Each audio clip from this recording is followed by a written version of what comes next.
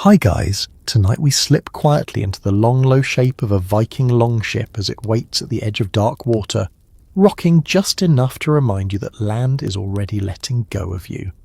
You step aboard barefoot or nearly so, because leather soles slide on damp planks, and the first thing you notice is how narrow everything feels. The ship does not invite you in, it tolerates you. The boards under your feet are cold even in summer, polished smooth by salt sand and hundreds of other feet that stood here long before yours. You probably will not survive this, at least not comfortably, and that is part of the point. So before you get comfortable, take a moment to like the video and subscribe, but only if you genuinely enjoy what I do here. And if you are listening somewhere far from the sea, tell me in the comments where you are and what time it is for you right now. Now dim the lights and let the ship carry you forward. You crouch instinctively because standing upright feels wrong. The mast rises above you like a tree trapped indoors, and every rib of the ship curves inward, hugging the space, until there is nowhere to hide from it. This is not a cabin. There are no rooms. What historians agree on is that Viking longships were built for speed, flexibility, and shallow water, not comfort, and that decision echoes into every inch of how you're about to sleep. The hull presses close on both sides, as if reminding you that tonight personal space is a luxury no one can afford. As you move farther in, your hand trails along the wood without thinking. It is rough in places, sticky in others where tar was smeared thick to keep the sea out. The smell hits next. Pine tar, wet oak wool, soaked and dried and soaked again, old smoke clinging to cloaks, and the unmistakable human note of bodies that have been living close together for weeks. It is not unbearable, but it is intimate in a way modern life rarely allows. There is no pretending here. Everyone smells like travel. You glance down and realize how low the benches are. These long wooden seats run along the sides of the ship, serving as rowing stations by day and by night, the closest thing to a bed you will find. A mainstream historical fact slips in quietly here. Archaeological finds and saga descriptions suggest that Viking crews often slept right where they rowed, using their benches as both furniture and foundation. There was no transformation ceremony where the ship became cozy. Night simply arrived and people adapted.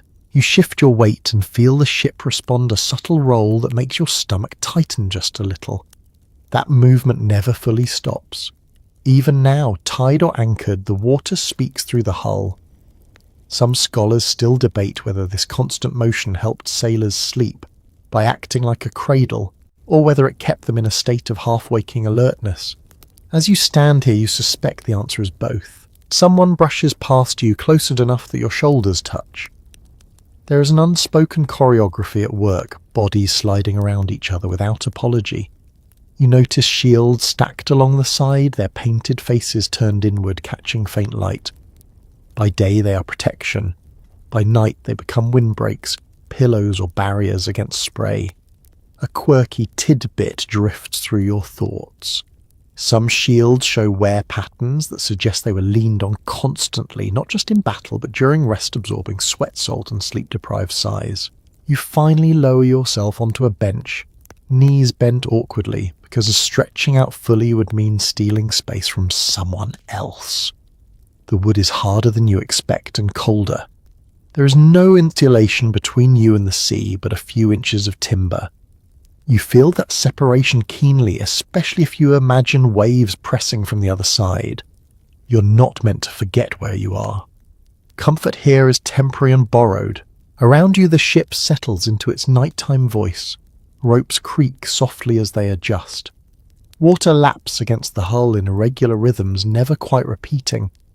Somewhere nearby, someone clears their throat, the sound loud in the enclosed space. You realize how darkness will change everything soon. Once the sun is gone, the ship becomes a shared shadow, a place where shapes blur and every sound feels closer. You pull your cloak tighter already, thinking about warmth even before the temperature drops. Wool scratches your neck, but you're grateful for it. Vikings relied heavily on layered wool clothing, not because it was luxurious, but because it retained warmth, even when damp. This is one of those quietly impressive facts that rarely makes it into dramatic retellings. Survival here is built from small, sensible choices repeated every day. As you settle, your body starts negotiating with reality. Your back complains, your legs tingle, your mind searches for familiar bedtime cues that are not here. No pillow, no mattress, no walls to shut out the world, and yet there is something oddly grounding about knowing exactly what surrounds you. Wood, water, people, nothing hidden, nothing padded. You close your eyes for a moment just to test it and immediately feel the ship move beneath you again. It is subtle, but your inner ear notices. The sensation is neither pleasant nor unpleasant yet, it simply exists. This is how sleep will come tonight, if it comes at all. Not as an escape, but as a surrender. You think briefly about home, about beds that do not shift, and rooms that do not breathe. That thought feels distant already. Here, sleep is not a private retreat. It is a communal pause. Everyone aboard will share it or fail at it together. The ship creaks once more, settling into a steady rhythm as the last light fades. You adjust your position by a few careful inches, mindful of the bodies on either side of you. The Longship does not care whether you are ready. Night has arrived anyway, and this narrow bench, this cold wood, is where your story begins to slow. You shift again carefully, because every small movement ripples outward. Finding your sleeping spot is not a private decision. It is a quiet negotiation with everyone around you, a negotiation conducted without words.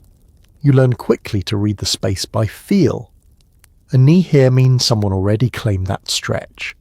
A coil of rope there suggests it will be needed before dawn.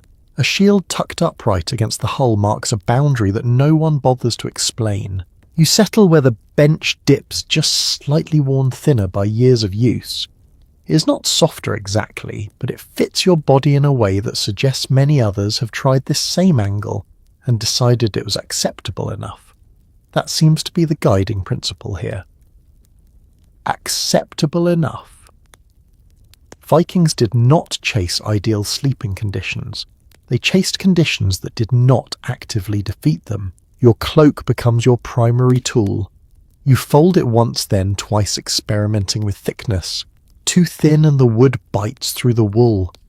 Too thick and it bunches under your spine, forcing your neck forward. Eventually you find a compromise and tuck the edge beneath your shoulder. This is your pillow now. A mainstream historical fact slides in gently. Written sources and textile finds suggest cloaks were multifunctional essentials used as clothing, bedding, and even shelter. On a longship at night, they became all three at once. You glance along the bench line, gauging how far you can stretch your legs without provoking a sharp intake of breath from a neighbour. Feet overlap here, ankles touch. Someone's calf presses lightly against yours, warm through layers of fabric. No one reacts.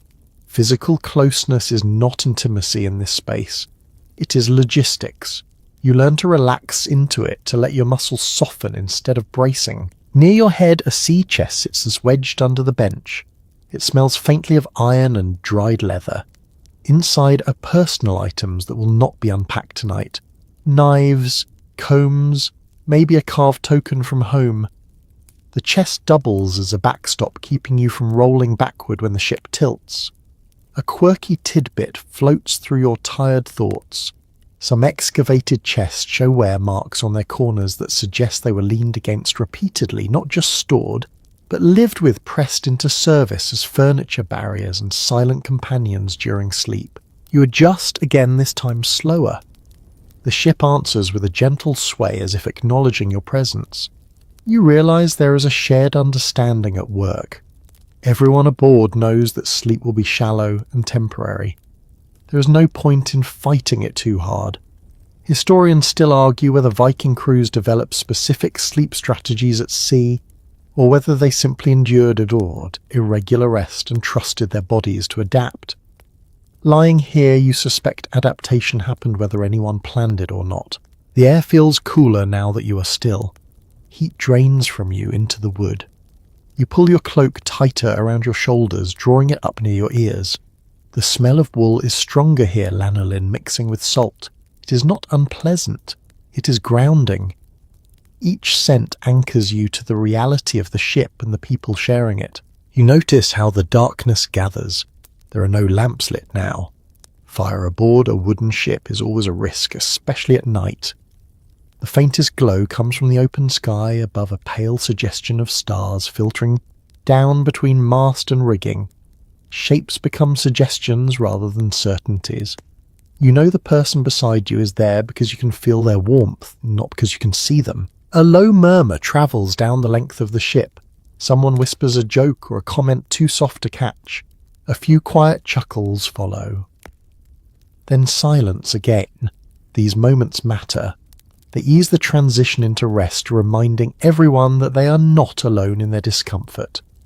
Shared humour becomes a kind of blanket.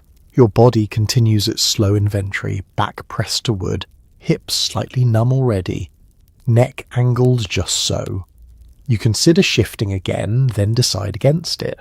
Every adjustment costs energy, and energy feels precious. You focus instead on breathing slow and measured, matching the rise and fall beneath you. You think briefly about who chose this spot before you. Maybe someone younger restless turning all night. Maybe someone older who learned exactly how to wedge themselves for maximum rest. That lineage of bodies leaves its mark, smoothing the bench, shaping it into something like a memory.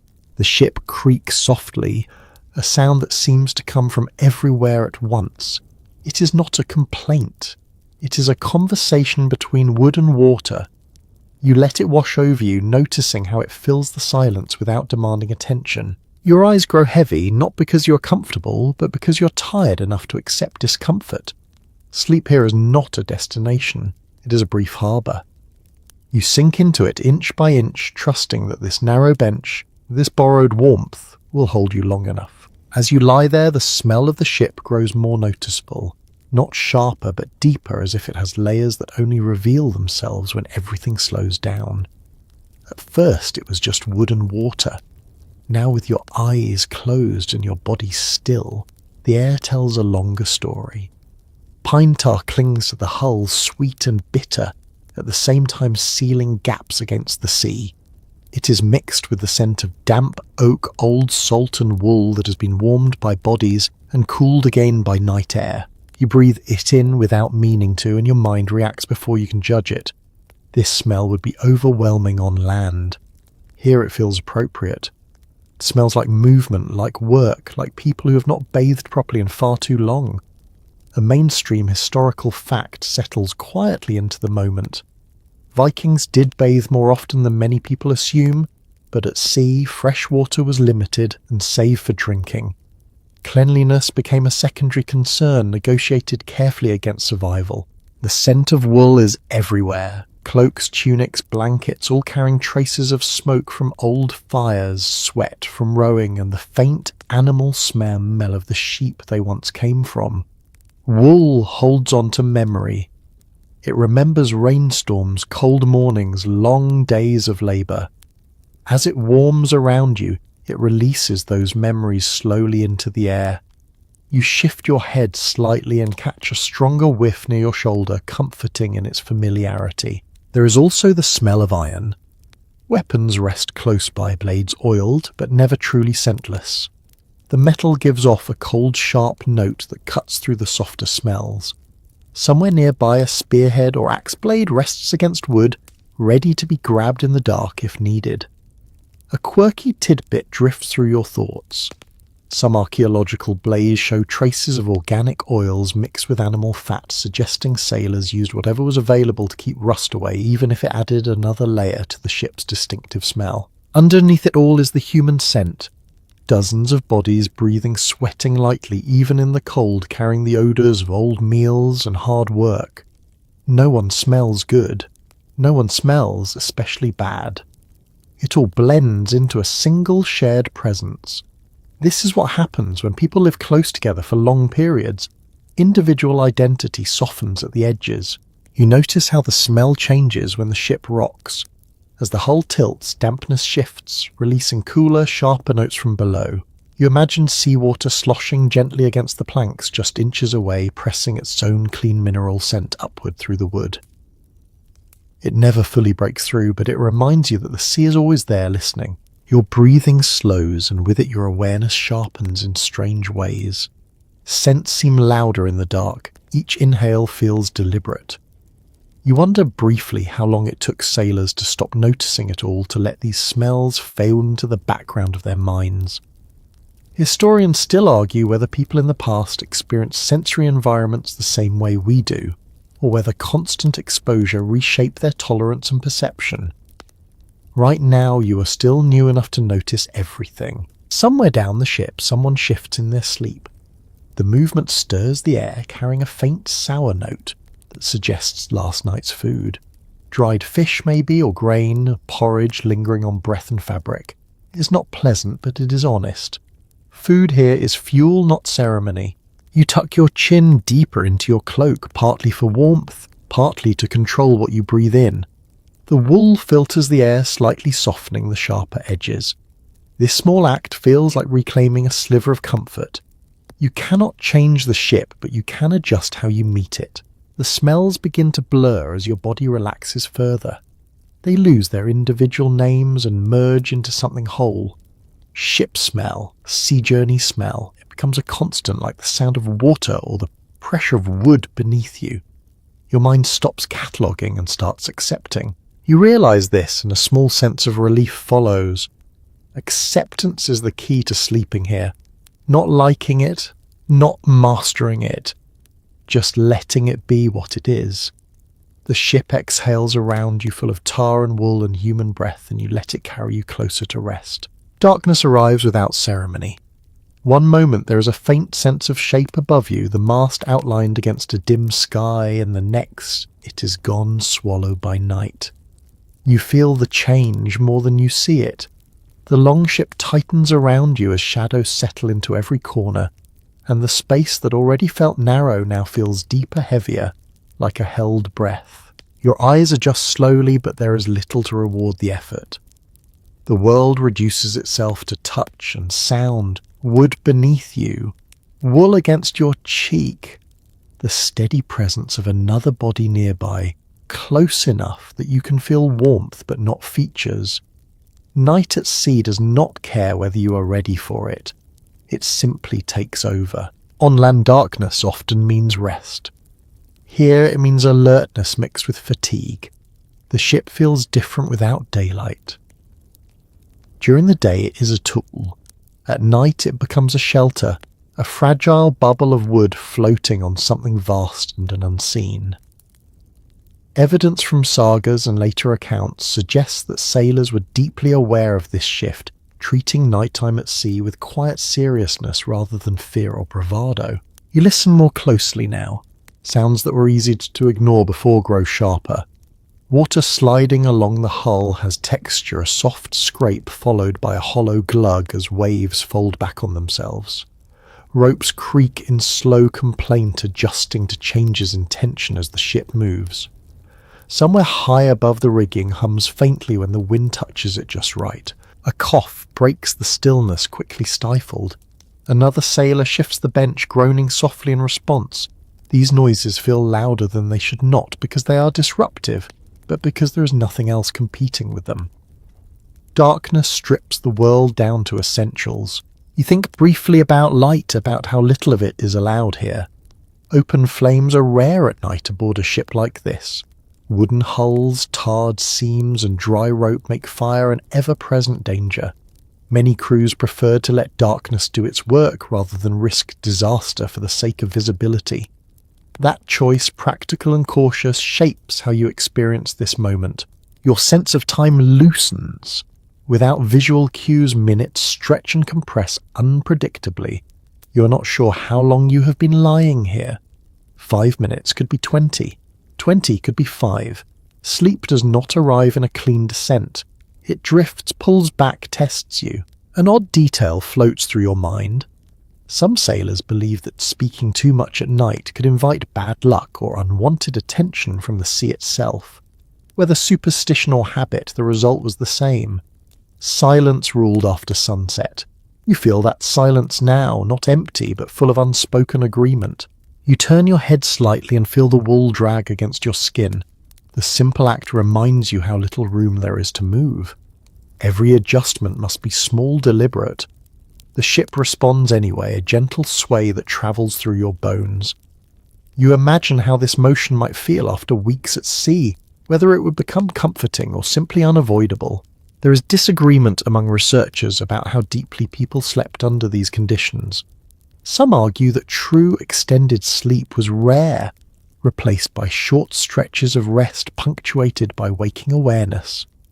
Others suggest that exhaustion eventually overcame discomfort, pulling sailors into deeper sleep despite noise and motion.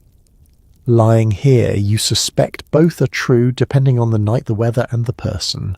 A faint sound reaches you from the water, something larger than a wave, something moving beneath the surface. It could be a fish, it could be nothing at all. In the dark, imagination fills in gaps eagerly.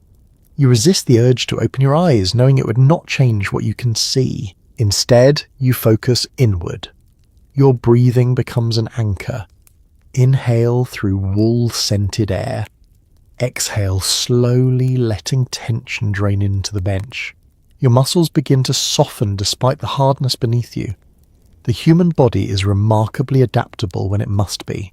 The darkness feels thicker now, pressing gently against your closed eyes. It is not threatening, it is enveloping. The ship creaks again, and this time the sound feels familiar, almost reassuring. Wood adjusting to water. Nothing breaking, nothing urgent. You realise that the Longship has its own nighttime rhythm, slower and more patient than during the day. Rowing is over, voices are low or absent, movement is minimal. The ship, like its crew, is resting in its own way. As your thoughts begin to drift, the edges of the world soften. The darkness no longer feels like an absence of light, but like a presence of its own, holding everything together.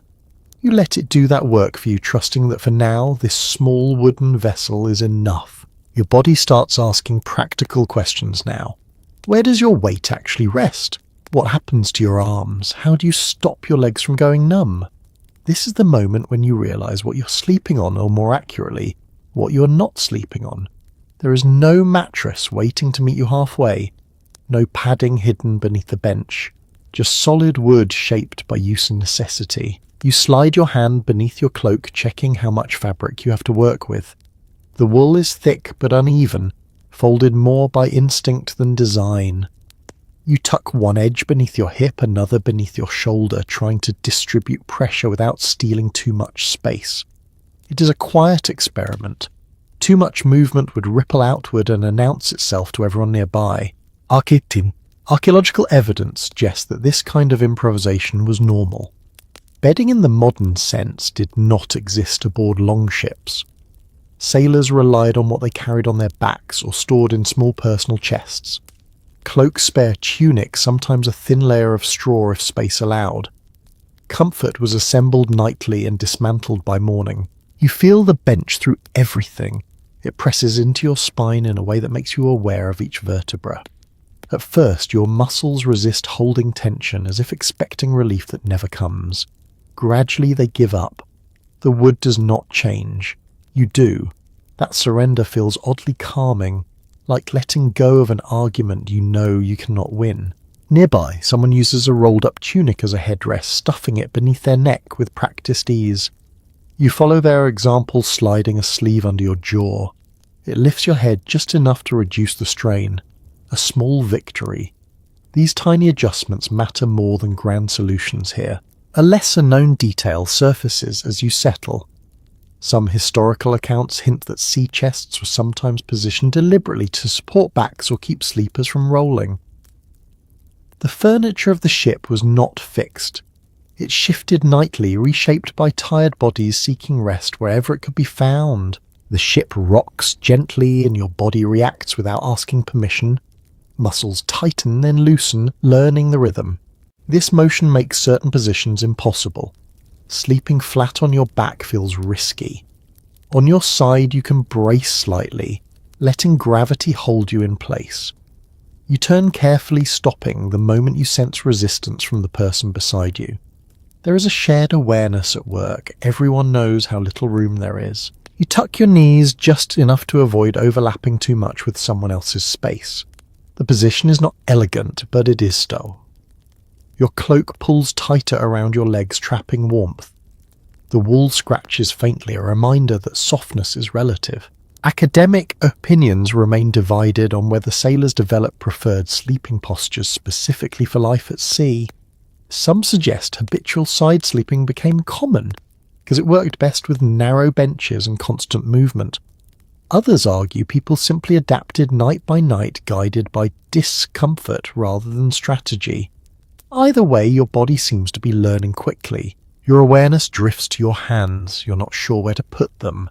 Let them hang over the edge and risk cold air. Tuck them beneath your chest and cut off circulation. Eventually you slide one hand beneath your cloak at your waist, the other resting lightly against your thigh. It feels secure enough. The ship makes a deeper sound now, a low creak that travels through the bench and into your bones. You register it without alarm. Nothing is shifting suddenly, nothing is wrong. You remind yourself that these sounds are signs of integrity, not failure. Wood moving means wood holding. The bench beneath you has a faint curve shaped by time and use.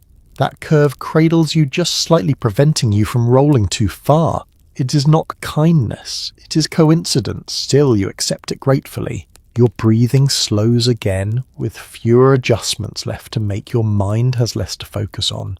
The discomfort fades into the background, replaced by a dull, manageable awareness. This is as good as it gets, and surprisingly that is enough. You close your eyes fully now, no longer testing the darkness. The ship holds steady beneath you. Cloakwood motion and fatigue combine into something like rest. Not perfect, not deep, but real. Sleep does not mean solitude here. Even with your eyes closed, you are constantly aware of how many others share this narrow space with you. Bodies press close, not aggressively, just inevitably. A shoulder brushes yours when someone exhales deeply. A knee shifts and finds yours for a moment before retreating. No one apologizes. There is no point. This closeness is built into the design of the ship and accepted without comment. You become aware of breathing patterns around you. Some slow and steady, others uneven, interrupted by small snores or sudden inhales. The ship feels like a single organism made of many smaller ones, all settling into a shared rhythm. This is not the kind of closeness people talk about romantically. It is practical, unfiltered, and oddly comforting once you stop resisting it. Historical reconstructions of longship crews suggest that space was always at a premium. Ships were designed to carry people, weapons, food, and supplies across long distances as efficiently as possible. Anything that did not serve that purpose was left behind. Privacy did not make the cut. You feel that choice now every time your elbow meets someone else's side. Your awareness sharpens when a weapon shifts nearby. An axe handle knocks softly against wood as its owner adjusts in their sleep. The sound is quiet but unmistakable. Weapons are always within reach even at night. Not because danger is expected every moment, but because readiness is a habit that never fully turns off. You instinctively avoid moving your arm too far in that direction. One curious detail from the archaeological record is how often weapons show signs of everyday wear, unrelated to combat. Handles smoothed by constant handling, leather grips darkened by sweat. These were not objects reserved for moments of crisis. They lived alongside their owners even during sleep, sharing the same cramped space. You shift slightly to ease pressure on your hip, careful not to disturb anyone too much. The person beside you responds by shifting as well, the movement subtle and cooperative. This unspoken coordination is learned quickly. A ship like this demands awareness of others at all times. Even rest becomes a group activity. Your cloak brushes against someone else's, the wool fibres catching briefly before sliding apart. The sound is soft, almost like a whisper. In the darkness, such small noises feel amplified. You wonder how long it took sailors to stop reacting to every rustle, every sigh. Some researchers believe that constant exposure to shared space trained people to tune out non-threatening stimuli more effectively than we do today. In here, you feel that process beginning. There is warmth in this closeness. Bodies generate heat, and that heat collects along the benches, especially when the air cools at night. You feel it along your back and legs, a shared resource distributed without discussion. No one pulls away from it. Cold is a greater enemy than discomfort. Someone near your feet murmurs in their sleep. Words indistinct, perhaps a fragment of a dream. The sound passes without comment. Dreams are private even when bodies are not. You let the murmur fade, returning your attention to your own breathing. Your thoughts wander briefly to how strange this would feel at home, how unacceptable it would be to sleep pressed so closely to strangers. That comparison feels less relevant here. Context reshapes expectations quickly. On this ship, closeness equals safety. Distance would mean falling overboard, being alone, or being exposed.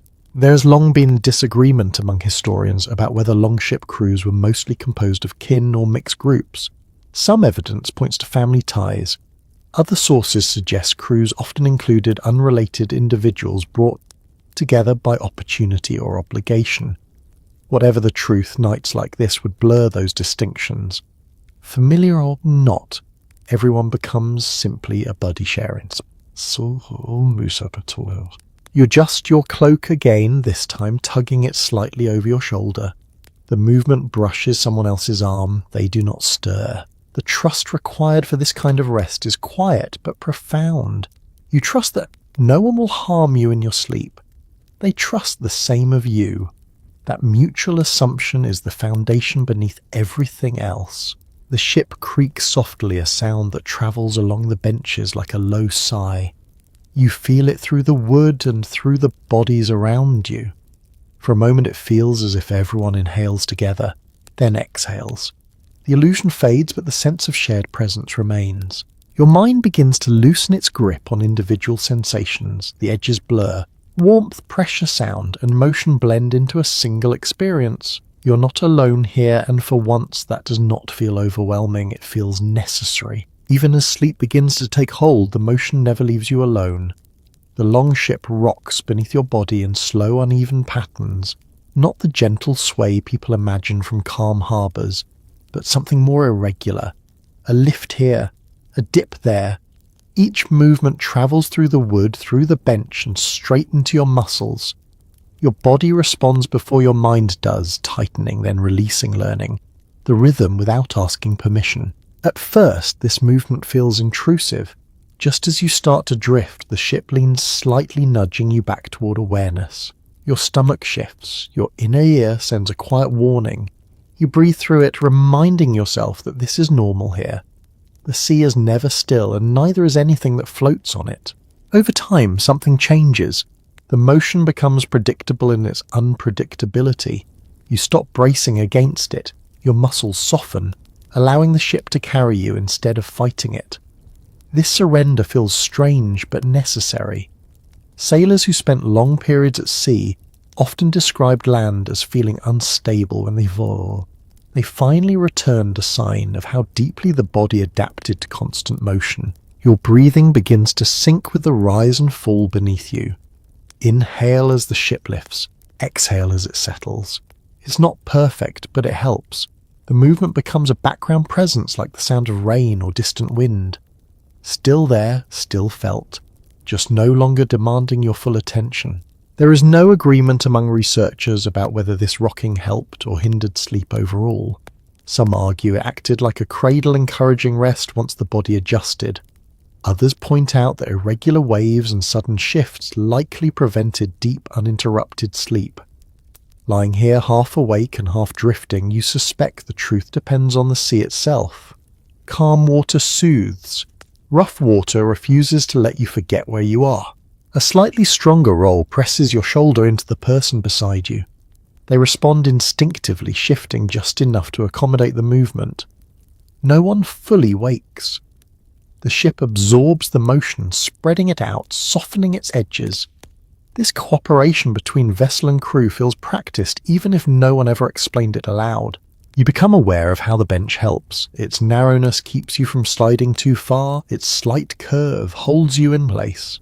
Sleeping on the floor of a wider space would feel more dangerous here. The bench gives your body boundaries to work with, something solid to trust. A small but revealing detail comes to mind.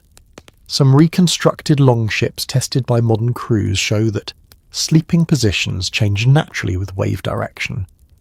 People turn without realizing it, aligning themselves with the ship's movement rather than against it. You notice yourself doing the same, adjusting your angle by inches until the rocking feels less disruptive. Your thoughts drift in and out, carried along by motion. Images blur. Sounds stretch. You're not fully asleep, but you are no longer fully present either. This in-between state feels familiar, like resting on a long train ride or dozing in the backseat of a car. Except here, the stakes feel higher, even if nothing is actually happening. The ship creaks again, deeper this time, a reminder of its size and weight. You feel reassured rather than alarmed. The sound means the wood is flexing, responding, doing what it was built to do. Longships were designed to move with the sea rather than resist it, a principle that made them fast and surprisingly resilient. Your body grows heavier. The motion no longer pulls you upward into alertness. Instead, it seems to press you gently downward, anchoring you to the bench. You let it happen. There is no benefit in staying tense. The sea will not negotiate with you. As your awareness fades further, the rocking blends into your dreams, shaping them without your consent. You float, you fall, you rise again. The ship carries you through it all, steady in its own uneven way, asking only that you trust it enough to rest. The sounds never truly stop. Even as your thoughts soften and stretch, the longship keeps speaking around you, a low, constant conversation made of wood, water and breath. At first, each sound demanded attention. Now they drift past more gently, like waves themselves noticed, and then released. Water is the loudest presence, though it never shouts. It slides along the hull with a steady whisper, occasionally punctuated by a sharper splash when a small wave meets the side just right. The sound is close, intimate, as if the sea is right beside your ear. You know rationally that only a few planks separate you from it, and that knowledge adds weight to every ripple. Above you, ropes creak and sigh as they respond to tiny changes in tension. The mast shifts slightly, a deep wooden groan that vibrates through the ship. These noises might seem alarming to someone unfamiliar with them, but to experienced sailors they were reassuring signs. A quiet ship is not always a healthy ship. Movement means life. There is a rhythm here, though it is not a simple one. Sounds overlap and fade. A rope creaks, a wave answers, someone exhales deeply nearby. The bench responds with a faint groan. Together they form a kind of nighttime music, uneven but continuous. You begin to recognize patterns within it, moments when the ship seems to settle, followed by moments when it reminds you it is still moving. Breathing becomes another layer in this soundscape. Around you, chests rise and fall at different tempos. Some breaths are slow and deep, others shallow and quick. A soft snore starts somewhere down the ship, pauses, then resumes, almost polite in its restraint. No one complains. Complaints waste energy. Accounts from later periods suggest that sailors learned to distinguish between ordinary ship noises and sounds that meant trouble. A change in tone, a sudden crack, a rhythm breaking unexpectedly. Your body listens for these differences even as you rest, maintaining a low level of awareness that never fully switches off. A small telling detail from experimental archaeology comes to mind. Modern crews sailing reconstructed longships often report that they wake instantly to unfamiliar sounds but sleep through constant ones. Your mind seems to be doing the same. The known noises fade. The unexpected ones hover just at the edge of attention. Someone shifts their weight nearby, causing the bench to creak more loudly than usual. Your eyes flicker open for a moment, then close again. The sound resolves itself. Nothing follows. The ship settles back into its steady murmur. You relax, reassured by the lack of urgency. Wind plays its part too, though lightly tonight. It brushes the rigging, creating a soft hum that rises and falls. Occasionally it sneaks down into the hull cooler than the air you have been breathing, carrying the clean scent of open water. That brief freshness cuts through the heavier smells, reminding you where you are headed. There is ongoing disagreement among scholars about how much sleep sailors actually got on nights like this. Some believe rest came in fragments interrupted by sound and duty. Others argue that the body adapted quickly, learning to filter noise and drop into sleep whenever possible. Listening now, you feel your own mind doing both, hovering between awareness and rest. The ship gives a deeper sound, a long creak that travels from one end to the other. It feels like a stretch, as if the vessel itself is settling in for the night. You imagine the keel cutting gently through water, even while anchored, responding to currents you cannot see. Your own breathing slows further, finding a pace that fits into the ship's rhythm. Inhale, exhale. The sounds no longer form separate events. They blend into a single continuous presence, like being wrapped in a blanket made of noise. You notice that silence, when it appears, feels more unsettling than sound. A brief lull, a pause between waves, makes you tense slightly. Then the water returns and you relax again. Sound here equals normal. Silence suggests change. Somewhere far off a bird cries its call, thin and distant. It passes quickly, swallowed by the night. You wonder what it sees from above this narrow shape moving across dark water full of sleeping people who trust it with their lives. The longer you listen, the less effort it takes. Sounds slide past without catching. Your thoughts grow heavier, slower. The ship continues its quiet conversation and you let it speak without needing to understand every word. At some point you realize you are no longer counting sounds or identifying them. They have become part of the background of your dreams, shaping them gently. The Longship does not fall silent. It simply carries you far enough inward that the noise feels like rest. Cold finds you eventually. It does not arrive all at once or announce itself dramatically. It seeps in slowly, testing weak spots, settling where fabric thins and skin presses close to wood. At first, it is just a suggestion, a cooler patch along your back or the edge of your shoulder. You shift without fully waking, trying to tuck yourself tighter into what warmth you have. The bench beneath you draws heat away steadily. Wood feels neutral at first, then increasingly insistent. You pull your cloak closer, wrapping it across your chest and around your neck, careful not to leave your feet exposed. Wool helps even when damp, trapping pockets of warm air against your body. That simple property made it invaluable to people who lived outdoors and at sea long before anyone understood insulation in scientific terms. Bodies around you become part of the solution. Heat radiates subtly from the person beside you, enough to take the edge off the chill.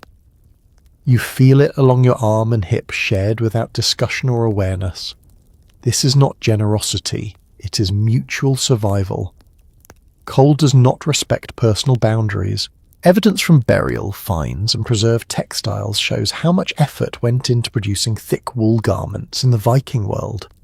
Spinning, weaving and fulling were labour-intensive processes, and warm clothing was a form of wealth. Lying here, wrapped in layers that took months to create, you feel that investment paying off in the simplest possible way. Your breath fogs faintly in the cooler air near your face. You tuck your chin deeper into your cloak, breathing through fabric to warm the air before it reaches your lungs. The smell of wool grows stronger, comforting in its familiarity. It reminds you of sheep smoke and long winters, even if you have never lived one yourself. Someone nearby shifts, pulling their own cloak tighter. The movement sends a small ripple of cold air across your skin before settling again. The ship answers with a soft creak, as if acknowledging the adjustment.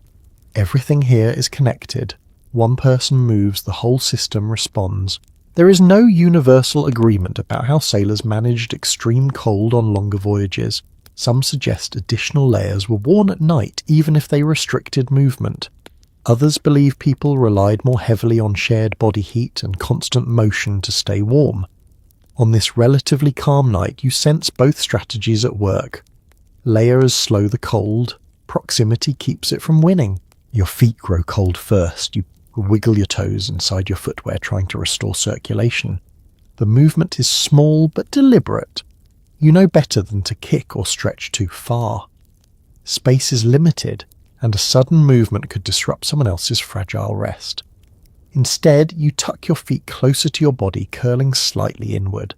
The air itself feels different now, heavier, denser.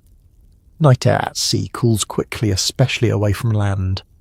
Without walls to trap warmth, the ship relies on bodies and fabric alone.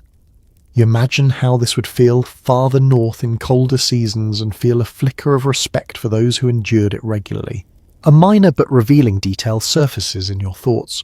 Some Longship crews carried animal skins in addition to wool, using them sparingly when temperatures dropped. Fur trapped heat efficiently but was bulky and heavy. Space constraints meant it could not be used lavishly. Choices were always compromises. You listen to the sounds around you, noticing how even they seem muted by the cold. Wood contracts slightly. Ropes grow stiffer. The ship's voice lowers, deepens. It feels more solid, somehow less flexible, but more resolute. You find that reassuring. Your body settles into a steady, heat-conserving stillness. Movements slow. Muscles relax just enough to reduce energy use.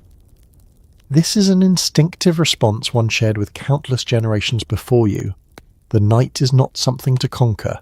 It is something to endure quietly. As sleep deepens, the cold recedes to the edges of awareness. It does not disappear, but it stops demanding attention. Wrapped in wool, pressed close to others, rocked gently by water, you hover in a narrow band of warmth carved out of a much colder world. The ship holds that warmth as best it can. You trust it to keep doing so until morning. You sense the change before you hear it. The ship's movement grows sharper, less predictable, as if the sea has decided to test the edges of everyone's patience. A stronger gust of wind slips down into the hull cooler, and more insistent than before. The Longship answers with a deeper roll enough to pull you partway out of sleep and remind you how thin the line is between rest and readiness. Storms do not announce themselves politely. They gather press closer and then make their presence known through motion. The bench tilts beneath you, not dramatically, but enough that you tighten your grip on your cloak without thinking. Someone nearby mutters in their sleep, a low sound swallowed quickly by the ship's creaking response. You listen more carefully now. Waves strike the hull with a firmer hand, the water no longer whispering but tapping, then slapping as if trying to get someone's attention. The sound travels along the planks and into your chest. It is not panic-inducing, but it is unmistakable. The sea is awake. The ship flexes boards, shifting against one another with long groaning notes. This is not failure, this is design. Longships were built to bend rather than break their overlapping planks, allowing movement under pressure. That flexibility kept them alive in rough water, even if it made nights like this uncomfortable. You brace your feet instinctively, curling them inward to keep from sliding. The person beside you does the same, your movements briefly synchronized. No one speaks, there is no need. Everyone feels the same thing. The shared understanding tightens the space, making it feel smaller but more focused. Another roll presses you harder into the bench. Your shoulder nudges against wood. Your hip protests. You grit your teeth and breathe, slowly counting the rise and fall. Panic wastes energy. Calm conserves it. This lesson is learned quickly at sea. There are differing views among historians about how often Viking crews sailed through storms versus waiting them out. Some readings of the sagas suggest boldness, even recklessness. Other interpretations point to careful seamanship and a preference for hugging coastlines when weather turned dangerous. Whatever the case, nights like this were not rare, and sailors learned to rest whenever the sea allowed it. A sudden splash sends cold spray sneaking into the hull, misting your face and soaking the edge of your cloak. You flinch, then still yourself. The water is icy, shocking against skin warmed by shared heat. You wipe your cheek against your sleeve and pull the damp fabric closer, knowing wool will still insulate even when wet. Someone farther down the ship shifts more forcefully, perhaps repositioning to keep balance. The bench creaks loudly in protest, then settles. No alarm follows. The sound fades back into the larger chorus of wind and water. You become acutely aware of the ship's length now. Each wave lifts one end before the other, sending a rolling sensation through your body like a slower heartbeat. The mast hums faintly under strain ropes tightening and loosening in response. Above you unseen, the sail stirs or strains depending on how much has been raised. A small but telling detail surfaces in your thoughts. Accounts from later seafarers describe how sleep during storms became a kind of practiced endurance, less about drifting off and more about conserving strength while half awake. You feel that balance now hovering between rest and vigilance. Your dreams, when they come, are restless. Images tilt and sway. You fall and rise without context. Each time the ship lurches, your body pulls you back toward wakefulness, then releases you again when the motion steadies. This is not deep sleep. It is borrowed time. Gradually the waves lose some of their edge. The slapping softens back into a heavy rhythm. The wind eases, or at least shifts direction. The ship's movement smooths out, though it never fully settles. You loosen your grip on your cloak, realizing your hands have been clenched. Around you, breathing deepens again. The collective tension releases not all at once, but piece by piece. The storm does not vanish, it simply loosens its hold. You sink back into the bench muscles aching but compliant. The ship has proven itself once more, flexing, groaning and holding together. Trust rebuilds quietly, not through words but through survival. Sleep returns in shallow waves, riding the memory of rough water towards something calmer. The Longship continues forward, carrying you through the night, indifferent to fear, sustained by motion and steady enough to rest upon for now. As the ship steadies again, you become more aware of who sleeps where, not by sight but by feel and subtle cues you have already learned to read. The way some bodies seem firmly planted, barely shifting even when the hull rolls. The way others move, more often adjusting, reacting, learning. Space on a longship is not assigned randomly. It reflects experience, responsibility, and a quiet hierarchy that does not need to be explained out loud. You sense that those closer to the centre of the ship rest more securely. The movement there is gentler, buffered by the hull shape and the distribution of weight. Toward the ends, the motion is sharper, the rise and fall more dramatic. You are aware of this even without seeing it, feeling the difference through the bench beneath you. Where you sleep matters, even if everyone pretends it does not. Evidence from ship finds and written descriptions suggests that more experienced sailors often claimed the most stable spots not out of entitlement but out of habit and necessity. They knew where the ship behaved best in rough water. Newer crew members learned quickly by observing where others settled, copying without being told. Knowledge travelled this way through practice rather than instruction. You realise that your position feels deliberate now, even if no one formally placed you there. You were guided by subtle signals. A glance, a pause, someone shifting just enough to indicate a space was taken. The ship taught you its rules quietly and you followed them without protest. Nearby you sense a different kind of stillness. Someone sleeps deeply unmoving, their breathing slow and steady.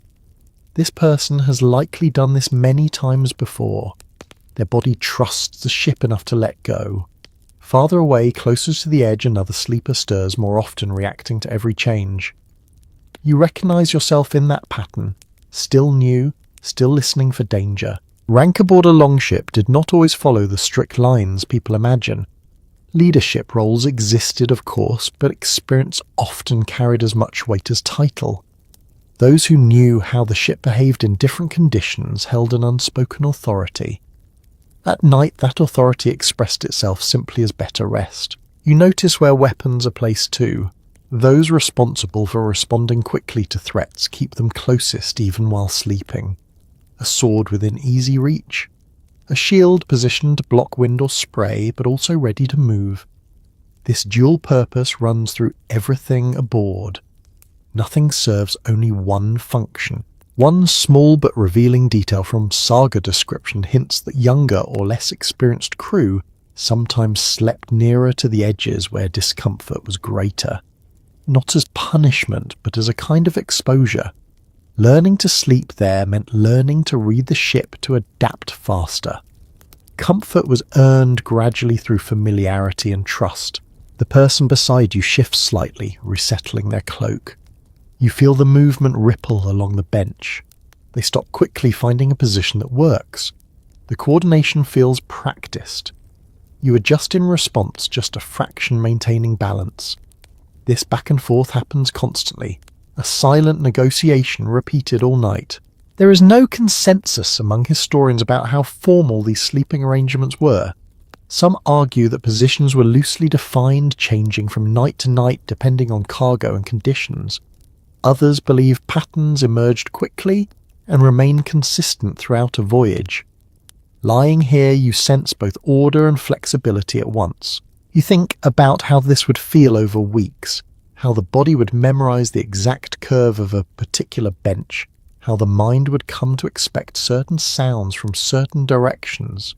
Familiarity would breed a strange kind of comfort even in conditions that once felt harsh. The ship creaks again, and you notice how those nearest the center barely react while those closest to the edges tense briefly.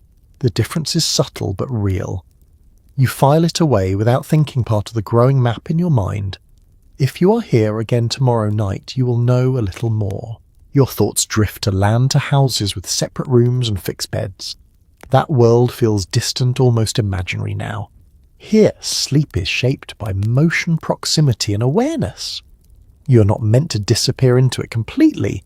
You're meant to remain lightly tethered to the world around you. The hierarchy of sleep is not cruel, it is practical. The ship demands balance, and balance requires that those best equipped to respond quickly remain closest to stability. Everyone else learns by doing, by feeling the difference night after night. As your breathing deepens, your body begins to settle into its place within that structure. Not fighting it, not questioning it, just occupying the space you have been given. The bench supports you. The ship carries you. The people around you form a living framework that holds everything together. You let that knowledge sink in as sleep pulls you closer. Where you are is not accidental. It is part of a larger pattern, one that keeps the ship moving and the crew alive. Wrapped in wool, pressed close to others, rocked gently by the sea, you rest within that pattern, held just firmly enough to let go. Sleep, when it comes, now does not arrive cleanly. It leaks in through the cracks left by exhaustion, settling unevenly across your thoughts. You drift without fully leaving yourself behind. Images surface and dissolve before they can settle into stories. The ship's motion seeps into everything, shaping even the half-dreams that flicker behind your closed eyes. You imagine water first, always water. Dark moving surfaces that tilt and side just out of reach. Sometimes you are floating above it, sometimes pressed close to it, aware of its weight, without seeing its depth. The rhythm beneath you bleeds into these visions, lifting and lowering you in ways that feel familiar even when the images are strange. Your body remains aware of the bench, of the narrowness, of the warmth at your side. This awareness anchors you, keeping the dreams shallow. They do not pull you far from the present. Instead, they hover close, borrowing sounds and sensations from the ship itself. A creak becomes a footstep in a dream. The slap of water turns into distant movement you cannot quite place. People who study sleep in extreme environments often note that fatigue changes the way dreams behave. They become shorter, more fragmented, less narrative. Lying here, you feel that shift firsthand. There is no long descent into deep rest, just brief dips beneath the surface followed by gentle returns. A faint pressure against your shoulder enters a dream without warning. In it, you are leaning against something solid, something warm. When you surface again, you realize it is simply the person beside you shifting in their sleep. The boundary between dreaming and waking feels thin, almost transparent. You sense other minds around you doing the same dance. Bodies twitch lightly. Breathing patterns change. Someone sighs, the sound carrying a trace of emotion even though no words follow. Dreams here are not private worlds. They spill into the shared space through movement and sound. There are differing interpretations among scholars about how people in the past understood dreams, especially in cultures that valued signs and omens. Some readings suggest dreams at sea were taken seriously, discussed, remembered. Others argue that exhaustion stripped them of meaning, reducing them to fleeting sensations. Right now, your dreams feel too close to the surface to hold on to, slipping away the moment you notice them. The ship rolls a little more firmly and your body responds automatically. Muscles tighten. The dream breaks apart. You surface just enough to register the movement, then sink again when it passes. This cycle repeats, not frustrating, just constant. Sleep here is not a place you go. It is something that brushes past you again and again. In one brief fragment, you dream of land. Not a detailed place, just the idea of stillness. Flat ground, a horizon that does not tilt. The image feels almost unfamiliar, as if your mind has already begun to forget what that kind of stability feels like. The dream dissolves before it can make you nostalgic. Another sound enters, a low creak followed by a softer one wood responding to pressure. In the dream, it becomes a voice calling from somewhere behind you. You turn, but there is no face to attach it to. When you wake again, the sound is just the ship settling, nothing more. Small telling, some details from accounts of long voyages suggest that sailors sometimes shared dreams in the morning, not because they believed everyone held meaning, but because dreams offered a glimpse into how deeply fatigue and fear had settled in. Tonight, you suspect there would be little to share, nothing clear enough to retell. Your breathing remains slow and shallow, matching the gentle rise and fall beneath you. Each time you drift, you let go a little more. The bench no longer feels quite as hard. The cold no longer presses as sharply. These sensations do not disappear. They soften. The ship carries you through these half-dreams without pause. It does not distinguish between waking and sleeping passengers. It simply moves steady in its uneven way, shaping minds and bodies alike. Eventually you stop noticing when dreams start and end. They blur into a continuous quiet experience stitched together by motion and sound. You are not fully asleep, but you are no longer fully awake. In this narrow space, surrounded by others doing the same, that state feels sufficient. The Longship continues forward, holding your drifting thoughts as securely as it holds your body. For now, that is enough. You surface briefly sometime in the night, not fully awake, just aware enough to realize that sleep here is never uninterrupted. Someone nearby shifts and the movement sends a subtle tremor along the bench. The ship answers with a low creak, a familiar sound by now, and your mind registers it without urgency. This waking feels routine, almost expected, as if your body has learned that rest comes in pieces. You blink once, eyes still closed, and listen. The air feels cooler than before, sharper as it moves across your face. Your breath clouds faintly against the wool pulled up near your mouth. Night has deepened, and with it the sense that the world beyond the hull has grown larger and darker. A quiet footstep moves along the centre of the ship. Someone is awake, careful with each step, placing their weight deliberately to avoid startling anyone. You do not open your eyes, but you know what is happening. Night watch. Even while others rest, someone must remain alert, scanning the darkness, listening for changes in wind or water. Accounts of seafaring life suggest that watch duties rotated, spreading fatigue evenly across the crew. No one escaped it entirely. The idea of sleeping through the whole night was more wish than reality. Lying here half aware, you feel how natural that rhythm becomes. Wake, listen, rest again. The watcher pauses nearby. You sense their presence more than hear it, a subtle shift in the air, a shadow passing overhead. For a moment you feel exposed lying still while someone else stands alert. Then the feeling fades. This arrangement depends on trust. Tonight it holds. A faint splash echoes from the water, different from the usual rhythm. Your body tenses automatically, then relaxes when nothing follows. Fish, debris, a small wave catching the hull at an odd angle. The sea offers endless explanations, and your mind learns not to chase each one. You shift your hands slightly, fingers as brushing the wood beside you. The surface feels cool and smooth, worn by countless similar touches. That continuity is comforting. You are not the first awake like this, listening in the dark. You will not be the last. Someone farther down the ship coughs quietly, the sound muffled by fabric. Another sleeper sighs and resettles. These small disturbances ripple outward, then dissolve. No one speaks. Speech feels unnecessary, even intrusive at this hour. There is no single agreement among researchers about how structured nighttime routines were aboard longships. Some evidence hints at strict discipline with clearly defined watches. Other interpretations suggest a looser system shaped by experience and necessity rather than rigid schedules. From here, wrapped in half sleep, it feels organic. Someone wakes because they must, someone rests because they can.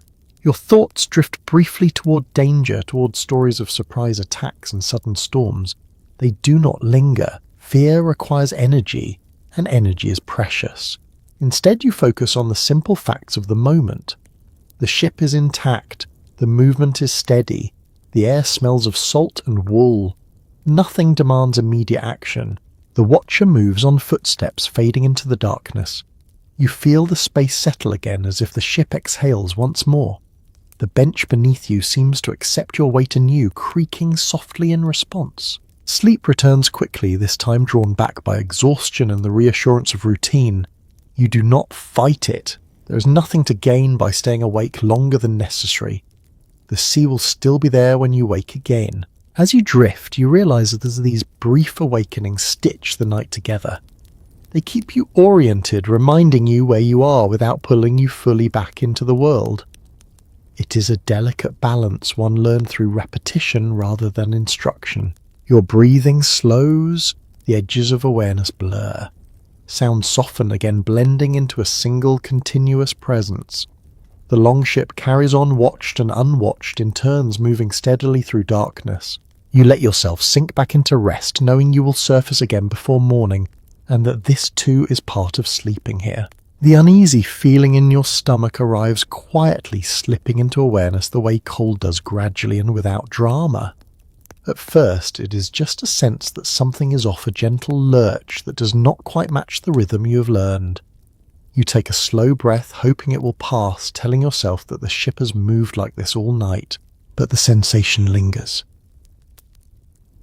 Desist. Your body feels heavy and light at the same time, as if gravity cannot quite decide what it wants from you. The bench presses into your side, familiar and grounding, yet your stomach seems to float somewhere else entirely. You swallow throat tight and focus on breathing evenly. In through the nose, out through the mouth. Slow, controlled. Seasickness has nothing to do with bravery. It does not care how prepared you are or how calm you feel. It arrives when the signals from your eyes, inner ear and muscles refuse to agree. On a night like this, with darkness hiding the horizon, and motion never stopping, that disagreement becomes harder to resolve. You keep your eyes closed instinctively. Opening them would not help. There is nothing to fix your gaze on anyway. No stable point. Just darkness and suggestion. You shift your head slightly, pressing your cheek into wool, hoping the contact will anchor you. Somewhere nearby, someone exhales sharply, then shifts position. You recognize the sound. A familiar discomfort shared quietly. Seasickness was common enough on long voyages that no one treated it as a personal failing. It was simply another condition to manage, like cold or fatigue. You fight the urge to move too much. Sudden motion can make everything worse. Instead, you curl inward slightly, bringing your knees closer, so reducing the space inside your body where everything feels unsettled. The position is not comfortable, but it is contained. Your breathing becomes deliberate. You match it to the ship's movement, trying to trick your body into cooperation. Lift, settle, lift, settle, soar. It helps a little, enough to keep the nausea from cresting. There are hints in old accounts that sailors developed personal coping strategies for nights like this. Some focused on breathing. Others pressed their backs firmly against the hull to feel the ship more clearly. A few relied on sheer endurance, waiting for the sensation to burn itself out. Lying here, you choose patience. It costs the least energy. The smell of the ship feels stronger now, not because it has changed, but because your stomach is sensitive. Tar and wool mix into something heavier, thicker. You turn your face slightly, seeking a pocket of fresh air slipping down through the hull. It carries the faint mineral scent of seawater, cleaner and cooler. You feel sweat gather at the back of your neck despite the cold. Your skin prickles. This too is familiar to those who have crossed open water. Your body is trying to recalibrate, flushing systems adjusting. The urge to sit up flickers through you, then fades. Sitting would mean disturbing others, risking a sudden shift that could tip the balance further. You stay where you are, trusting stillness. A small uncomfortable detail surfaces in your thoughts. Vomiting over the side at night was dangerous, especially in rough water. Leaning too far out could end a life quickly. Because of that, sailors often tried to endure nausea until daylight or calmer conditions. Knowing this, you feel a quiet pressure to keep everything contained. Your stomach clenches once sharply enough to pull you closer to wakefulness. You tense, then relax, breathing through it. The moment passes. You are left shaky but intact. Around you, the ship continues its steady conversation. The sounds do not change to accommodate your discomfort. Water moves. Wood flexes. Someone sighs in their sleep. Life aboard does not pause for individual struggles. That realization is strangely comforting. You're not singled out, you're simply part of the whole. Gradually the sensation eases. Not completely. It lingers at the edges, a reminder to stay still, to breathe carefully. But the worst of it recedes, leaving behind a dull awareness rather than sharp distress. You let your muscles loosen again, inch by inch. Your grip on the cloak softens. Your jaw unclenches. The ship rocks, and this time your stomach follows more willingly, no longer fighting every movement. Exhaustion takes advantage of the opening. Sleep creeps back in, cautious but persistent. It does not ask permission. It simply settles where resistance has faded. As you drift, you feel a quiet respect for those who endured this night after night, crossing long distances with nothing but wood wool and stubborn resolve. Seasickness is humbling. It strips away illusions of control and leaves you negotiating with your own body. Your thoughts slow. The Norse becomes a distant echo, no longer loud enough to hold your attention. The bench feels solid again. The warmth beside you steadies. The Longship carries on indifferent but dependable. Wrapped in darkness, rocked by the water, sharing space with others who know this discomfort well, you rest again, letting the sea have its motion while you keep what little stillness you can. Light is a problem here, not a comfort, or rather the lack of it is intentional. You sense this as you drift back toward rest, the darkness feeling carefully maintained rather than accidental. Fire and ships do not mix easily, especially not when everything around you is wood, tar and rope. Even the smallest flame carries risk, and that risk is not worth a few moments of brightness. Your eyes open briefly, more from habit than intention. There is nothing to see, no glow, no embers, just layers of shadow pressing gently downward. The darkness feels thick enough to touch. You close your eyes again, realizing how much effort vision requires when there is nothing for it to hold on to. Earlier in the evening, someone may have used a small lamp or glowing ember, shielded carefully just long enough to check a rope or adjust a sail. But now in the heart of the night, even that would feel excessive. Rest depends on restraint. The ship stays dark so it can stay safe. You notice how this absence of light changes your awareness. Sounds feel closer. Touch becomes more precise. You can tell where the bench dips slightly under your weight. You can feel the faint vibration of movement through the wood. Darkness sharpens these senses, forcing your body to rely on them instead. Accounts of seafaring life often mention how quickly sailors adapted to working and resting without light, not because it was pleasant, but because it was necessary. Over time, hands learned where to go without guidance. Feet learned the shape of the deck. At night, memory replaced sight. You become aware of a small, carefully guarded source of light somewhere near the center of the ship. Not visible, just sensed. Perhaps a covered ember or a tiny oil flame hidden deep within a container. It does not flicker. It does not spread. It exists only as a contingency, a last resort. Knowing it is there, even unseen, brings a strange sense of reassurance. Your fingers brush against something cool and smooth near your side. Wood again, but shaped differently. The edge of a chest, the rim of a bucket. You cannot be sure, it does not matter. Everything has its place here, even in the dark, especially in the dark. A subtle memory surfaces. Some ships carried simple fire-making tools wrapped carefully and stored away from sleeping areas. Flint still dry tinder. They were treated with respect, not fear, but always caution. Fire meant warmth and food. It also meant danger. Balance ruled every decision. The ship creaks softly, and for a moment the sound feels louder, without light to dilute it. You imagine the hull pressing against the water, the seams holding fast. Tarred as its its quiet work, sealing gaps you cannot see. Trust extends not just to people, but to materials, to craftsmanship, to choices made long before this night. You shift your hand again, then stop, aware of how darkness magnifies movement. Even a small adjustment feels larger when unseen. You learn to move slowly, deliberately, giving your body time to register where it is going before it gets there. Somewhere nearby, a sleeper stirs and mutters, then settles again. You sense rather than see the movement. It feels closer than it probably is. Darkness collapses distance, making the ship feel even more compact. You accept this, letting the closeness become part of the night rather than something to resist. There is a practical wisdom to this darkness. Without light, there is less temptation to stay awake, fewer distractions. The mind has little to do but turn inward or rest. This simplicity supports sleep even when conditions are far from comfortable. You think briefly about how modern life fights darkness at every turn, filling nights with screens and artificial glow. Here, darkness is allowed to do its work.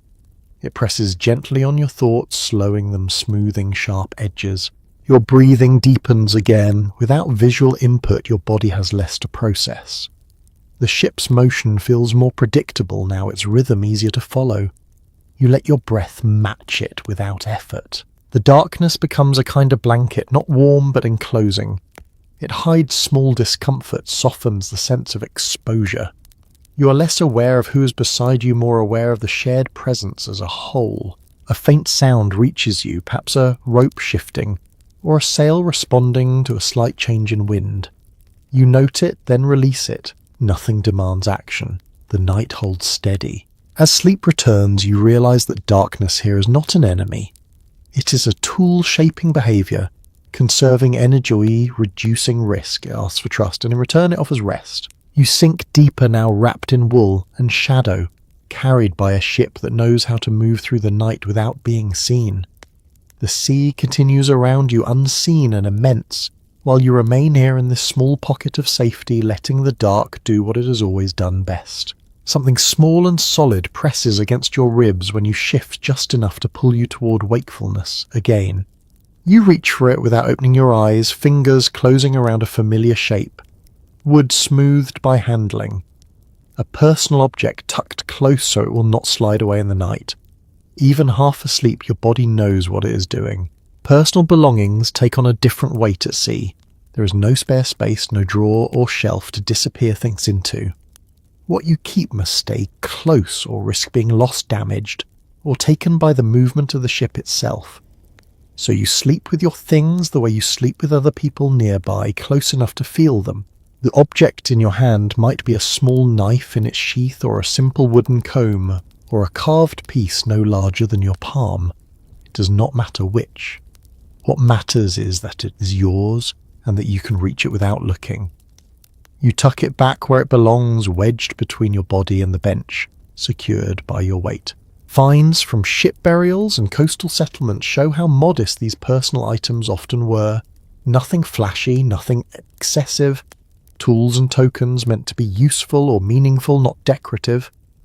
At night, aboard a longship, those small possessions became anchors, reminders of continuity, in a place where everything else was in motion. You notice that others do the same. A hand slides under a cloak to check that something is still there. A faint clink of metal is muffled quickly. No one wants loose objects shifting in the dark. A dropped item could become a hazard, or vanish into the bilge, or simply cause unnecessary noise. There is comfort in this quiet inventory. Knowing what you have, knowing where it is.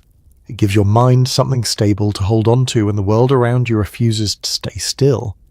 You imagine how this habit would deepen over time, each voyage reinforcing the same careful routines. You shift your arm again, resting it protectively across your midsection. The gesture feels instinctive, almost unconscious. It shields both you and what you carry. Around you, others adopt similar postures, curling inward, making themselves smaller, reducing risk. One small but telling detail from archaeological work shows that many everyday objects bear signs of constant handling. Edges rounded, surfaces polished smooth. These were not items taken out only when needed. They were touched often absent-mindedly, especially during moments of rest. You understand why now. The darkness makes it easier to forget exactly what you're holding. Shape replaces detail, weight replaces appearance. You know the object by feel alone. In this way, it becomes part of you, not something separate. That familiarity calms you, settling your thoughts. You briefly consider what would happen if the ship pitched sharply, if something went wrong. Your mind does not linger there. You trust the instinct that has already positioned your belongings safely. Worry adds nothing useful in this moment. Nearby someone adjusts a strap or tie, the sound barely audible. Leather shifts against wood. Another person presses something closer to their chest and stills. These small movements repeat along the length of the ship, quiet rituals performed without discussion. There are differing interpretations among historians about how much personal property sailors typically carried on voyages like this. Some argue that space limitations forced extreme minimalism. Others suggest people found ways to bring small comforts along despite constraints. Lying here, you sense the truth lies somewhere in between. There is room for what matters and little else. You think briefly of land again, of rooms where belongings can be spread out, left unattended, taken for granted. That idea feels distant. Here, ownership is intimate. You know the exact position of every object you keep, even in the dark, even half asleep. The ship shifts and you tighten your grip reflexively, then relax when nothing slides or clatters. Everything stays where it should, the sense of order holds. Your breathing deepens once more. With your belongings secured, your body has one less thing to monitor. Another small responsibility set aside until morning. You let your arms settle into a comfortable position, fingers resting loosely against wooden fabric. Sleep creeps back in slow and unhurried. The object you touched fades from awareness, its presence registered, but no longer examined. It does its work simply by being there. The Longship continues to move beneath you, steady and indifferent. Around you, others guard their small pieces of stability in the same way, creating a quiet network of care and habit that holds the night together. Wrapped in wool, pressed close to people and possessions alike, you drift again, carried not just by the ship, but by the simple reassurance of knowing what is yours and where it rests. You feel the damp before you fully understand it. A coolness against your sleeve, a faint chill spreading along the edge of your cloak. At first you think it is just the night air shifting again, but then you notice the texture. The wool feels heavier there, slightly slick, no longer dry. Water has found its way inside. It does not rush in or splash dramatically. It seeps, a fine spray carried by wind, a thin trickle sliding down the inside of the hull where seams meet and flex. The Longship is good, but it is not sealed in the way modern minds imagine. It breathes, it bends, and sometimes it lets the sea remind everyone how close it is. You adjust, carefully lifting the damp edge of your cloak and tucking it beneath a drier fold. The movement is slow practice meant to avoid shaking loose more moisture or disturbing anyone nearby.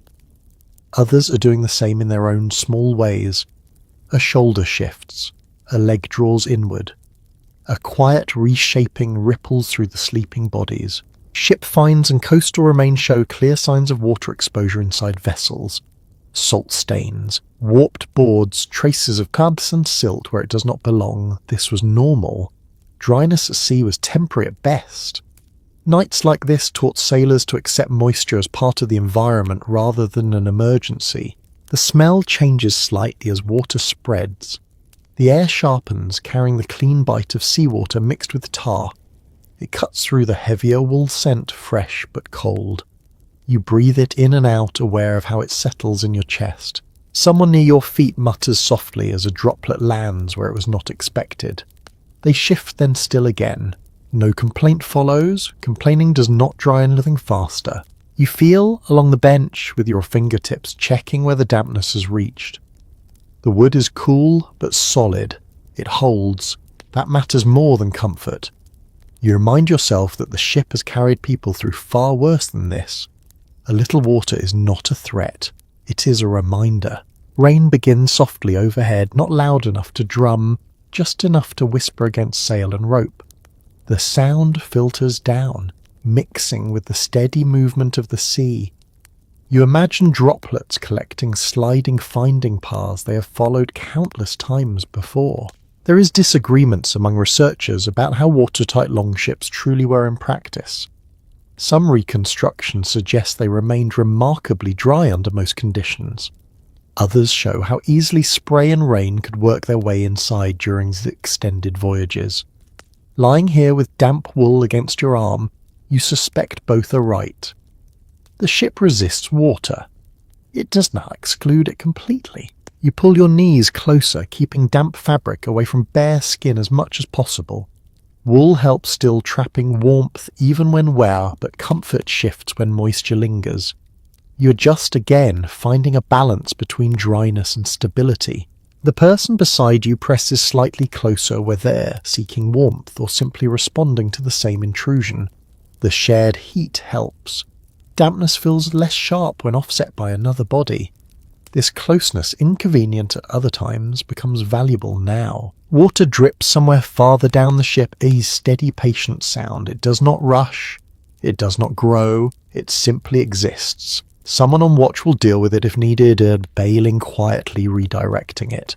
For now it is manageable. You feel a strange calm settle in as you accept the sensation. Wet sleeve, cool air, slow movement.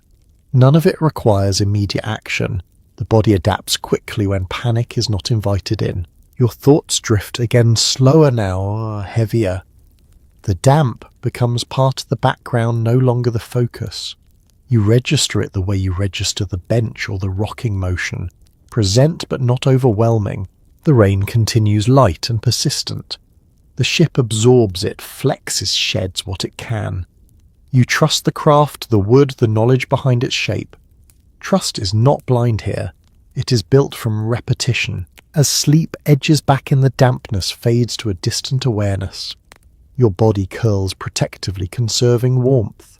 Around you others do the same, a collective response to the sea's quiet intrusion. The Longship moves on through rain and darkness, carrying its small cargo of tired, adaptable people. Water touches you, but it does not claim you. Wrapped in wool, pressed close to others, rocked steadily onward, you rest again, knowing that dryness is temporary, but survival lies in knowing how to live without it. Privacy does not exist here in the way you understand it on land. There are no walls to turn toward, no blankets to pull up and disappear behind. Even with your eyes closed, you are aware of everyone around you, their warmth, their breathing, their small movements stitched into the same narrow space. Sleep happens anyway, not because privacy is preserved, but because the need for rest outweighs the desire for separation. You become aware of how exposed your thoughts feel in a place like this. Every sound you make carries a sigh, a swallow, the soft rustle of fabric. Even your breathing feels public, part of the shared soundscape. You learn to keep it steady quiet, not out of fear, but courtesy. Everyone here is doing the same mental arithmetic, adjusting themselves to minimize disturbance. Your body adapts faster than your expectations. The initial discomfort of closeness fades into something neutral, then something almost reassuring. There is safety in numbers even when those numbers press close. The ship feels less like a collection of individuals and more like a single breathing structure, each person a necessary component. You notice how little conversation happens now. Voices belong to the day. At night, words are unnecessary. Communication shifts into touch and movement, subtle and efficient. A slight nudge signals a need to shift. A pause indicates acknowledgement. No one explains these signals, they are learned through repetition. Accounts from shared living environments across the past suggest that people develop different boundaries than those we rely on today. Space was negotiated constantly, not defended.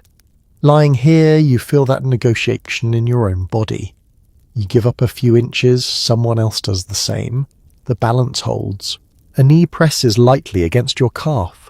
The contact is brief, then settles into stillness. It does not register as intrusion, it registers as information. Someone is there, someone is warm, someone is also trying to sleep. The thought is oddly calming. You shift your arm and feel fabric brush skin that is not yours. Wool against wool. The textures blend. It becomes difficult to tell where your cloak ends and someone else's begins. The distinction feels less important the longer you lie there. There is no room for self-consciousness here. No one is watching, no one is judging. Everyone is too tired, too focused on conserving energy. That absence of scrutiny creates its own kind of freedom. You do not have to perform rest. You simply take it where you can find it. Some interpretations of communal sleeping suggest that it strengthens social bonds not through intimacy, but through endurance. Sharing discomfort builds trust in a way comfort never needs to. As you lie here sharing heat and space without words, you understand how that trust forms quietly without ceremony. Your thoughts wander briefly to how silence feels different when shared. On land, silence can feel empty or awkward. Here it feels full, loaded with awareness. The absence of speech does not signal distance, it signals rest. A sleeper near your head turns slightly, exhaling more deeply. The sound brushes past your ear. Warm and human. You do not recoil. Instead, you relax, recognizing the rhythm as steady, untroubled. It anchors you more firmly than solitude ever could. You become aware of your own posture curled inward just enough to take up less space. This is not submission. It is adaptation. The ship rewards those who fit themselves to it rather than insisting on comfort that does not exist here. There are differing views on how people emotionally experience such closeness over long periods. Some evidence suggests frustration and conflict flared easily in cramped conditions. Other readings emphasize cooperation and restraint as survival skills. Tonight, in this moment, restraint wins. Everyone is too tired to push against the arrangement that keeps them warm and afloat. Your breathing slows again, finding a pace that matches the collective rhythm. Inhale, exhale, you're no longer just breathing for yourself. You're breathing with the ship, with the people around you, part of a temporary organism assembled for a single purpose. The lack of privacy also means there is no loneliness. Even in sleep you are accompanied. The awareness lingers at the edge of consciousness, preventing the mind from drifting too far inward. That gentle tether keeps your thoughts from spiraling. You notice how this changes your sense of self. Boundaries soften, the sharp edges of individual worry blur. You're not separate from the environment. You're embedded within it. Wood, water, wool and bodies all press together in motion. The ship creaks softly and the sound travels through everyone at once. No one startles. It is familiar now, part of the shared language of the night. You feel the movement through your back, your legs, the bodies beside you. It reinforces the sense that everything here is connected. As sleep deepens, privacy feels like a distant concept, something belonging to another life. Here rest does not require separation, it requires acceptance. You accept the closeness, you accept the warmth, you accept the steady presence of others. The Longship carries you onward, its narrow interior holding a small community bound by necessity. Wrapped in wool, pressed gently on all sides, you let go of the need to be alone and find rest in the simple fact that you are not. You said use more diverse expressions, do not repeat them continuously in sections. A mainstream historical fact. Historians still argue whether a quirky tidbit, scholars still debate ChatGPT. Said absolutely. Locked in and understood. From this point forward, I'll keep those required elements fully absorbed into the narration with no repeated cue phrases, No recognizable academic beats and no structural tells. Facts will feel lived in. Uncertainty will feel like quiet ambiguity. Odd details will surface naturally, almost accidentally. Differences in interpretation will be implied through tone and contrast rather than stated. Nothing will pull the listener out of the drift. Whenever you're ready, just say, at some point the effort of staying aware simply costs too much. You feel it happen not as a decision, but as a soft collapse inward. The constant monitoring of sound movement and proximity loosens its grip.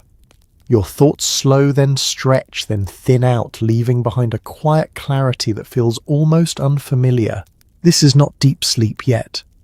It is something closer to mental survival mode. Your mind pares itself down to essentials, conserving energy, the way your body does when cold sets in. Worries that felt important earlier no longer present themselves. Questions fade before they can fully form. What remains is a calm attentiveness, steady and unremarkable. You notice how this state sharpens certain perceptions even as it dulls others. You are less aware of individual aches, less focused on discomfort. At the same time, you remain tuned to changes in the ship. A shift in motion, a new sound, a difference in air pressure. Your mind is quiet, but not absent. People who have studied prolonged fatigue describe this state as both fragile and efficient. Thought becomes economical, emotion flattens, decision-making simplifies. Lying here, pressed into wooden wool, you understand why this mental shift mattered on long voyages. Panic wastes energy.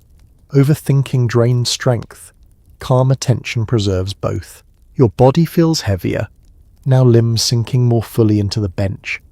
The wood seems to mould slightly around you, not because it changes, but because your muscles finally stop resisting it. The bench no longer feels like an obstacle.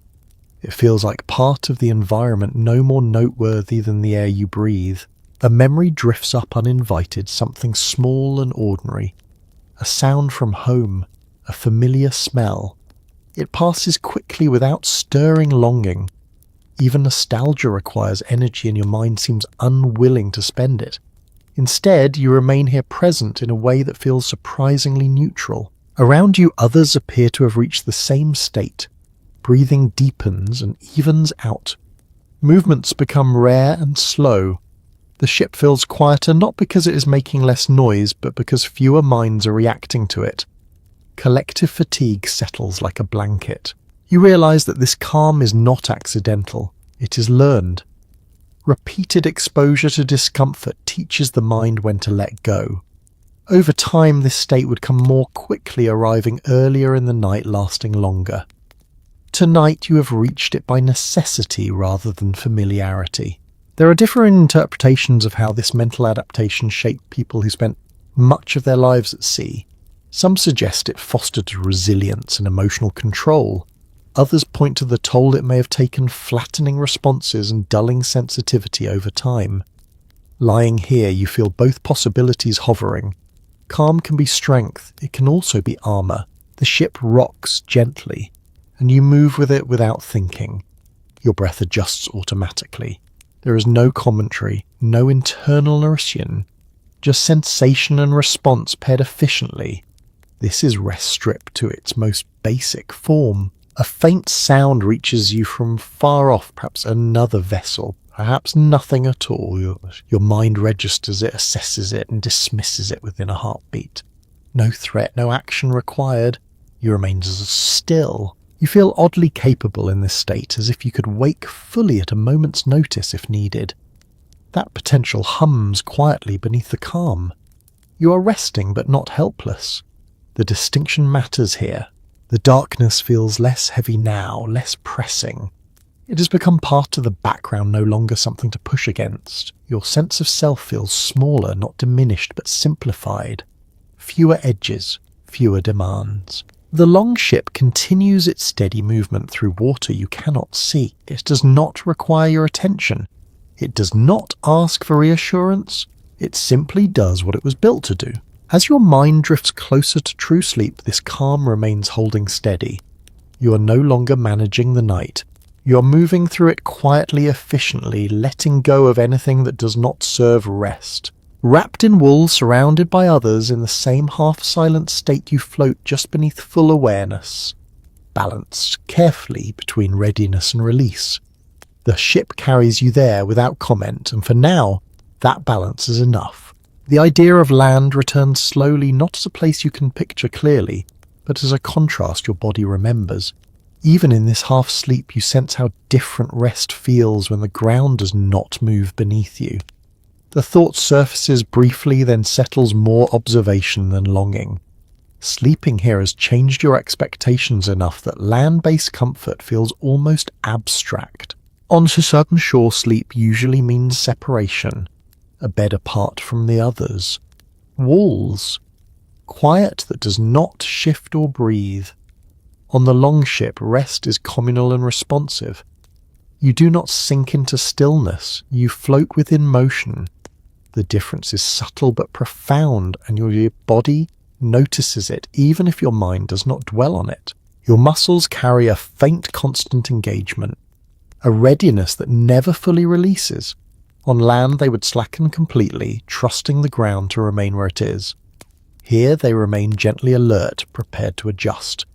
That low-level tension is not stress anymore. It has become baseline. You imagine lying on Earth after weeks at sea, the strangeness of it. The way the ground would feel too solid, too final. There are accounts from later sailors describing that sensation, how land seemed to sway after long voyages, how stillness itself felt unstable. That memory lingers in your thoughts, not as discomfort, but as curiosity. The bench beneath you presses in familiar places now. What once felt harsh has become predictable. Your body has mapped it. The curve, the pressure points, even the slight variations in movement depending on where the ship rides the water. You know these things without consciously knowing them. On land, sleep often marks an ending to the day. Here it feels more like a pause. The ship never truly stops working. Water keeps moving. Wood keeps flexing. Someone remains awake on watch. Even your own rest feels provisional, ready to give way if needed. You notice how this changes your sense of time. Night does not feel like a single stretch. It is broken into pieces by motion, by brief awakenings, by shifting sensations. Morning will not arrive suddenly. It will emerge gradually, signalled by changes in air and sound, before light ever appears. A thought drifts through you. On land, comfort encourages forgetting surroundings, forgetting vulnerability. At sea, even rest keeps you aware, connected to environment and people. That awareness does not prevent sleep. It shapes it. You adjust your head slightly, then still. The movement feels smaller than it would on land, more contained. Everything here is scaled down to fit the ship's narrow logic. Big gestures are unnecessary. Economy rules. There is a quiet resilience forming in you, built not from effort but from repetition. Each night aboard teaches the same lesson. You rest where you can, you adapt to what is given. You trust the craft and the people around you. Over time that becomes second nature. Different interpretations exist about how sailors compared life at sea to life ashore in emotional terms. Some descriptions emphasize longing and relief at returning to land. Others suggest a strange discomfort with stillness after long voyages. In this moment you feel suspended between those ideas, belonging fully to neither. The ship rocks, again gentle and familiar. You do not react. Your body has learned what it needs to know. The movement passes through you without disturbance. Your breathing deepens further, edging closer to true sleep. Thoughts thin out, losing their edges.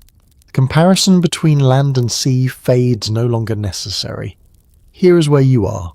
That is enough.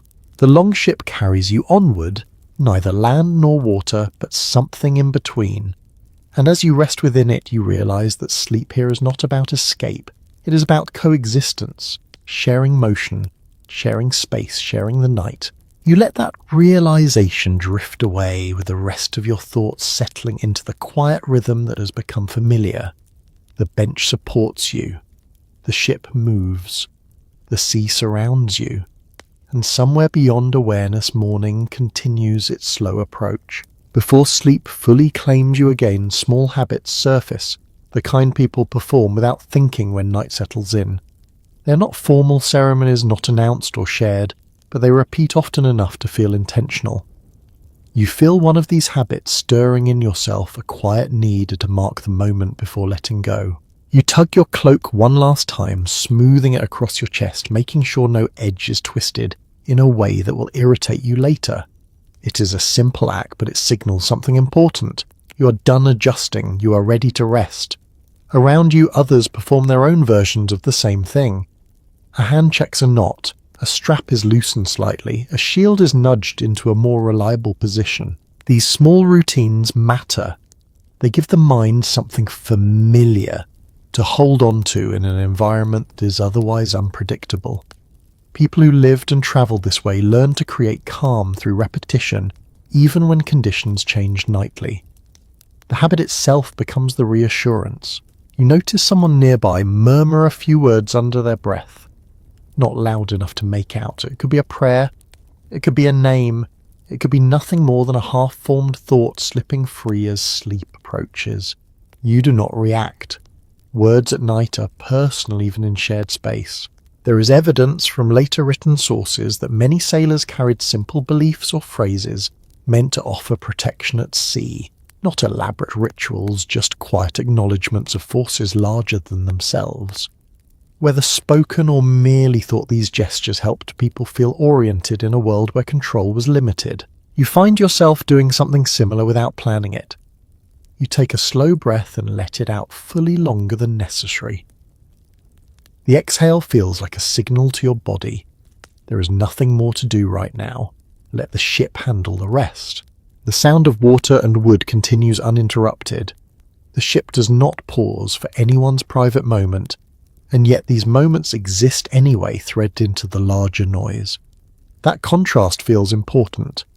Individual needs are met within a collective rhythm, not outside it. You recall how earlier adjustments felt urgent, driven by discomfort or cold. This one feels different. It is deliberate, unhurried. The difference tells you how far your body has travelled since night fell.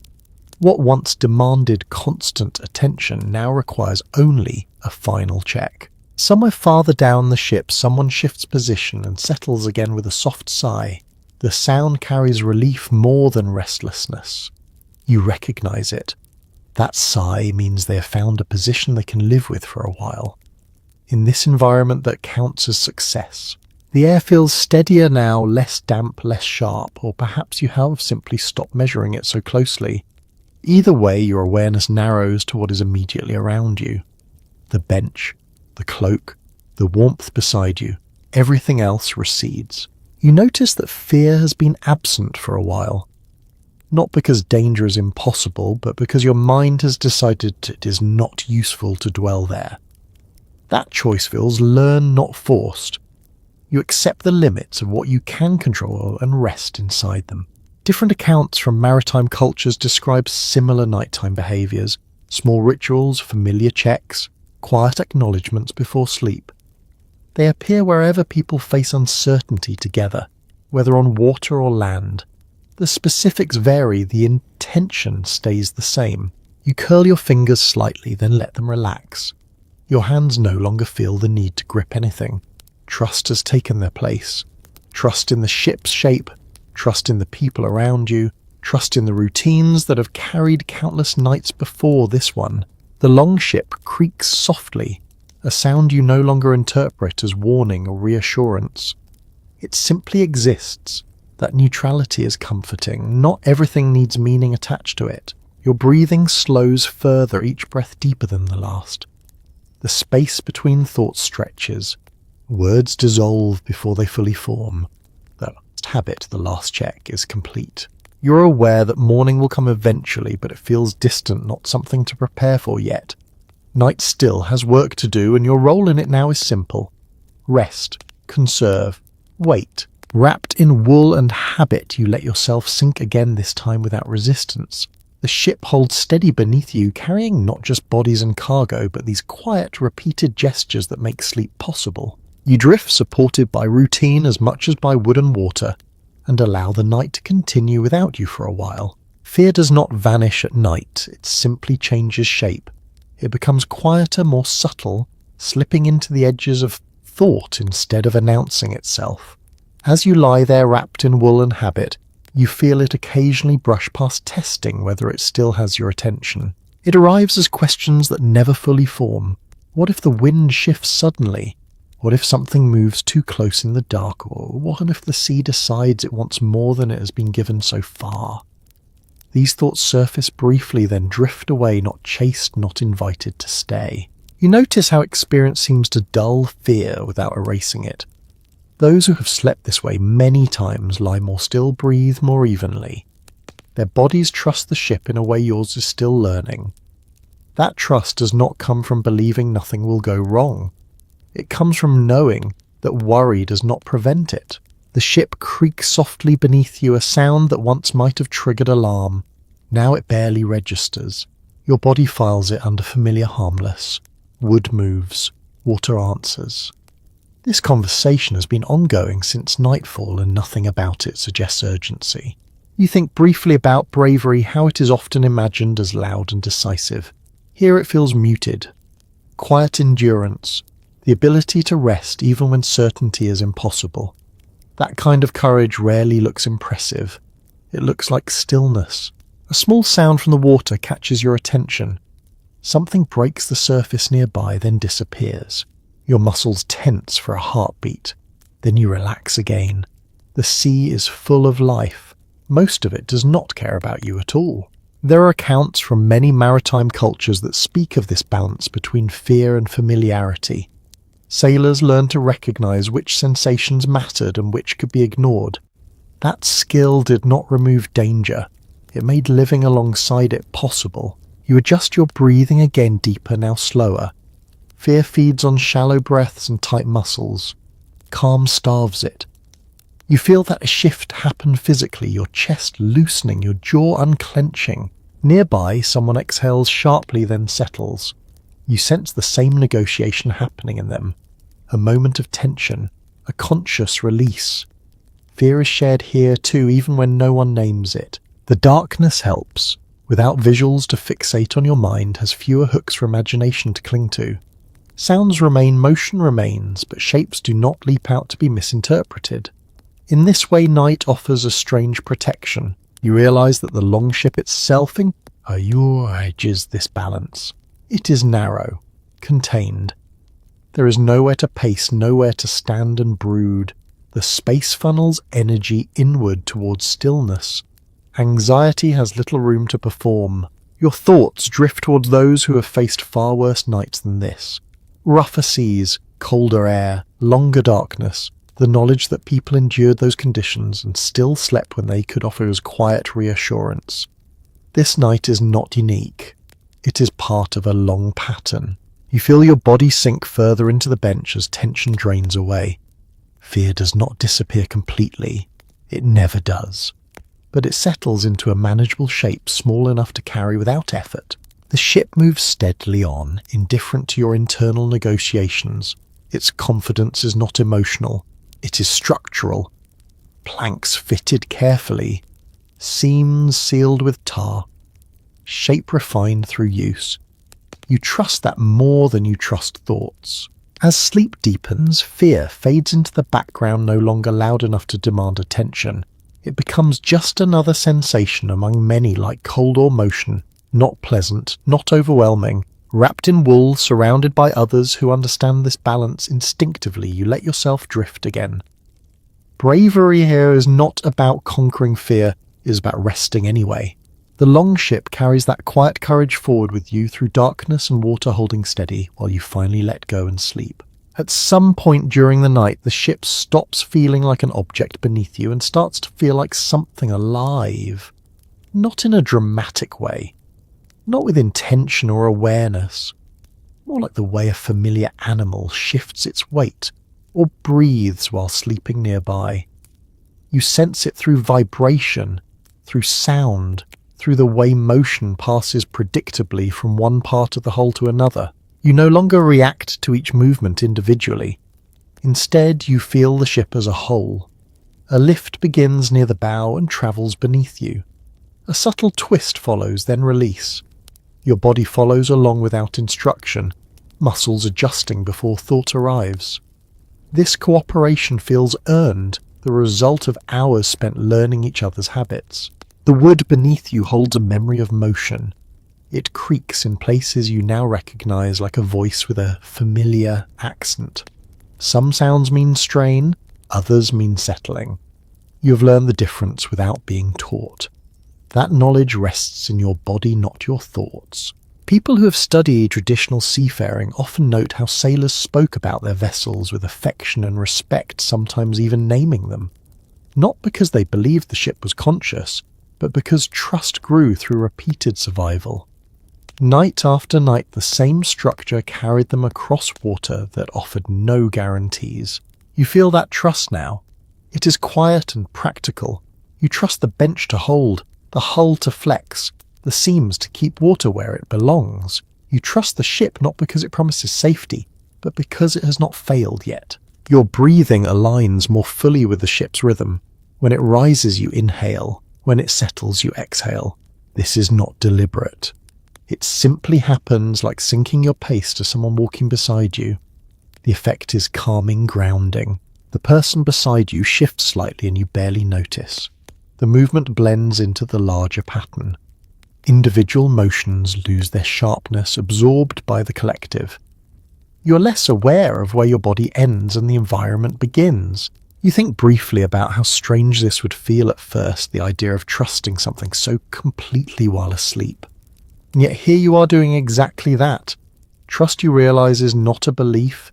It is a behavior shaped by experience. The ship creaks again, deeper this time, and you register it as reassurance rather than warning. That sound means the hull is doing its job, responding instead of resisting. You feel a small surge of confidence, not excitement, just steadiness. Your thoughts drift to the idea of partnership. Sailors work the ship by day, pulling oars, adjusting sails, responding to conditions. At night, the ship works for them, carrying weight, absorbing motion, providing the narrow space where rest is possible. The relationship goes both ways. You relax further into the bench, no longer holding yourself quite so carefully. Your body trusts that the boundaries are where they were before. Nothing has shifted dramatically. Nothing needs correction. The darkness feels less enclosing now, less heavy. It has become a familiar part of the ship's nighttime state. You do not need to see to understand where you are. Your body knows. A faint change in motion passes through you, subtle enough that earlier it might have drawn your attention. Now it slides by unnoticed, integrated smoothly into your awareness. This is what familiarity feels like at sea. You realize that this sense of trust would deepen over time, each night reinforcing it, each successful passage adding another layer. Eventually the ship would feel less like transport and more like extension, a moving space that belongs to you as much as you belong to it. For now, this early version of trust is enough to let your muscles soften fully, enough to let your breathing slow without caution, enough to let sleep deepen beyond its shallow edges. The Longship carries you forward steady in its own language of motion and sound. You listen without effort. You respond without thought. Wrapped in wool and shared warmth, you rest inside that relationship, letting the ship do what it was shaped to do. And as the night continues, you no longer feel like a passenger. You feel like part of the vessel itself, moving quietly across dark water, trusting the rhythm that holds you all together. Exhaustion spreads through the ship like a tide that has finally found its level. It is not dramatic. No one collapses or announces surrender. Instead, the remaining tension seeps out of bodies quietly, as if everyone has agreed at once to stop resisting what the night has been offering all along. You feel it in yourself first as heaviness. Your limbs sink more fully into the bench. The effort required to hold a position fades, replaced by the simple act of being where you are. Muscles that have stayed alert for hours finally loosen, trusting that they will be called upon again if needed. For now, they are allowed to rest. Around you, the ship feels different. Not quieter exactly, but softer. Movements become rarer. When someone does shift, it is slow and deliberate, guided by the same conservation of energy you feel in your own body. The earlier restlessness has passed. What remains is collective weariness, shared and unspoken. This shared exhaustion creates a bond that does not need words. Everyone aboard has pulled oars, adjusted sail, braced through motion, endured cold and damp and darkness. That effort lingers in muscles and joints, a common language written into bodies. Lying here, you feel connected to that effort, even as you rest from it. You notice how breathing changes across the ship. It deepens, it lengthens. Inhale and exhale stretch further apart, the rhythm becomes slower, more uniform. The effect is subtle but powerful. The ship feels like it is breathing too, rising and falling with the same patient cadence. Your own breath falls into that pattern without instruction. You are no longer managing it. It manages itself. Each exhale carries away a little more tension, a little more awareness of discomfort. The bench beneath you becomes something you lean into rather than endure. Someone nearby snores softly, a low, steady sound that blends into the background rather than standing out. Earlier it might have drawn irritation or attention. Now it barely registers. Sound has lost its sharp edges. Everything is rounded by fatigue. You sense how this shared tiredness smooths over differences. Rank, experience, personality all fade in importance when everyone reaches the same threshold. In this state, everyone rests the same way, pressed into the same narrow space, subject to the same movement. Equality arrives not through intention but through exhaustion. The ship creaks gently, a familiar sound that no longer prompts evaluation. Your mind registers it and lets it go. There is nothing to decide, nothing to fix. That release feels like relief. You realize that this collective weariness is what makes long nights bearable. Not individual toughness, but the knowledge that no one else has it easier. The burden is shared evenly enough that resentment has no room to grow. Everyone is tired together. Your thoughts slow further, becoming less distinct. Ideas drift past without forming sentences. Images blur before they can attach themselves to meaning. This is deeper sleep, approaching, no longer interrupted by constant checks or adjustments. The warmth around you feels more consistent now. Bodies have settled into positions that hold heat efficiently. The cold that once demanded attention now feels distant, contained. Wool and proximity do their quiet work. You are aware dimly that this exhaustion will lift with the morning, replaced by stiffness and effort and motion again. But that thought does not pull you forward. It floats briefly, then sinks away. Morning is not your concern right now. The Longship continues its steady passage through dark water, carrying a crew bound together by fatigue as much as by purpose, wrapped in wool, held by wood, surrounded by others who have reached the same quiet endpoint. You rest more deeply than before. In this moment there is no need to prove endurance. It has already been proven by simply being here. You let that understanding settle, and with it you drift further into sleep, supported by the shared exhaustion that keeps the ship and everyone on it moving forward. You notice the first hints of morning before you are fully awake. It is not light that reaches you, not yet. It is a change in the air. The darkness feels thinner, less heavy than it did hours ago. The cold shifts slightly, losing its sharp edge, replaced by something softer, damp, but less biting. Your body registers these changes long before your mind attaches meaning to them. The ship sounds different too, not quieter but altered. The water no longer feels as dense against the hull. The rhythm changes just enough to catch your attention. Waves seem more spaced out, their movements less insistent. Even the creaking of wood carries a different tone, as if the Longship itself is preparing to wake. You surface slowly, not with a jolt, but with a gradual awareness of your own weight. Your limbs feel heavy, thick with fatigue. The bench presses back into you, familiar now, almost expected. You do not move right away. There is no urgency. Morning on a ship does not begin with alarms or voices. It begins with noticing. Somewhere nearby, a sleeper exhales deeply and shifts. Another follows. The chain reaction moves gently along the bench. Small adjustments ripple through the group as bodies test stiffness and circulation. No one sits up yet, no one speaks. The night loosens its grip reluctantly. Your breath fogs faintly again, though not as much as earlier. The air feels slightly warmer, or perhaps your body has simply adjusted. You draw your cloak closer out of habit rather than need. The wool feels heavier now, damp in places, carrying the memory of the night in its fibres. You feel a stiffness along your back and hips as awareness grows. The bench has left its mark, reminding you that rest here is functional, not forgiving. Muscles protest quietly, sending signals that will need attention soon. You acknowledge them without moving. There is time. Above you, the sky begins its slow shift. You cannot see it directly, but you sense it through changes in contrast and air movement. The darkness is no longer uniform. It has layers now, lighter above, deeper below. The world is rearranging itself. There are signs that others are already awake in a more active way. A careful footstep along the centre of the ship.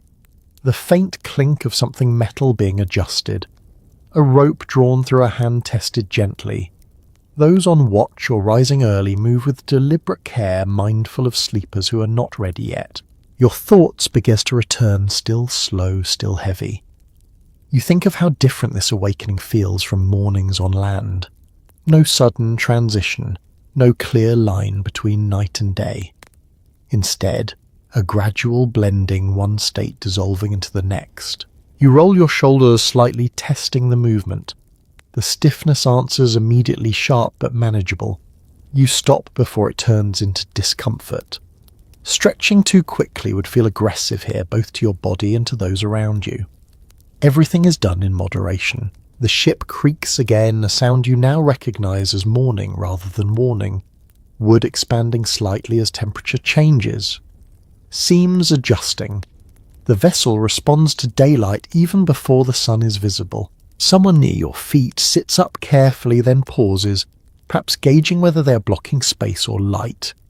They shift their legs, then stand stepping over bodies with practiced ease. Their movement is quiet, respectful. This choreography has been repeated countless times. You finally open your eyes, though there is still little to see. Apes are faint but distinguishable now, the outline of shields, the curve of the hull, the mast rising upward, its silhouette softened by the growing light.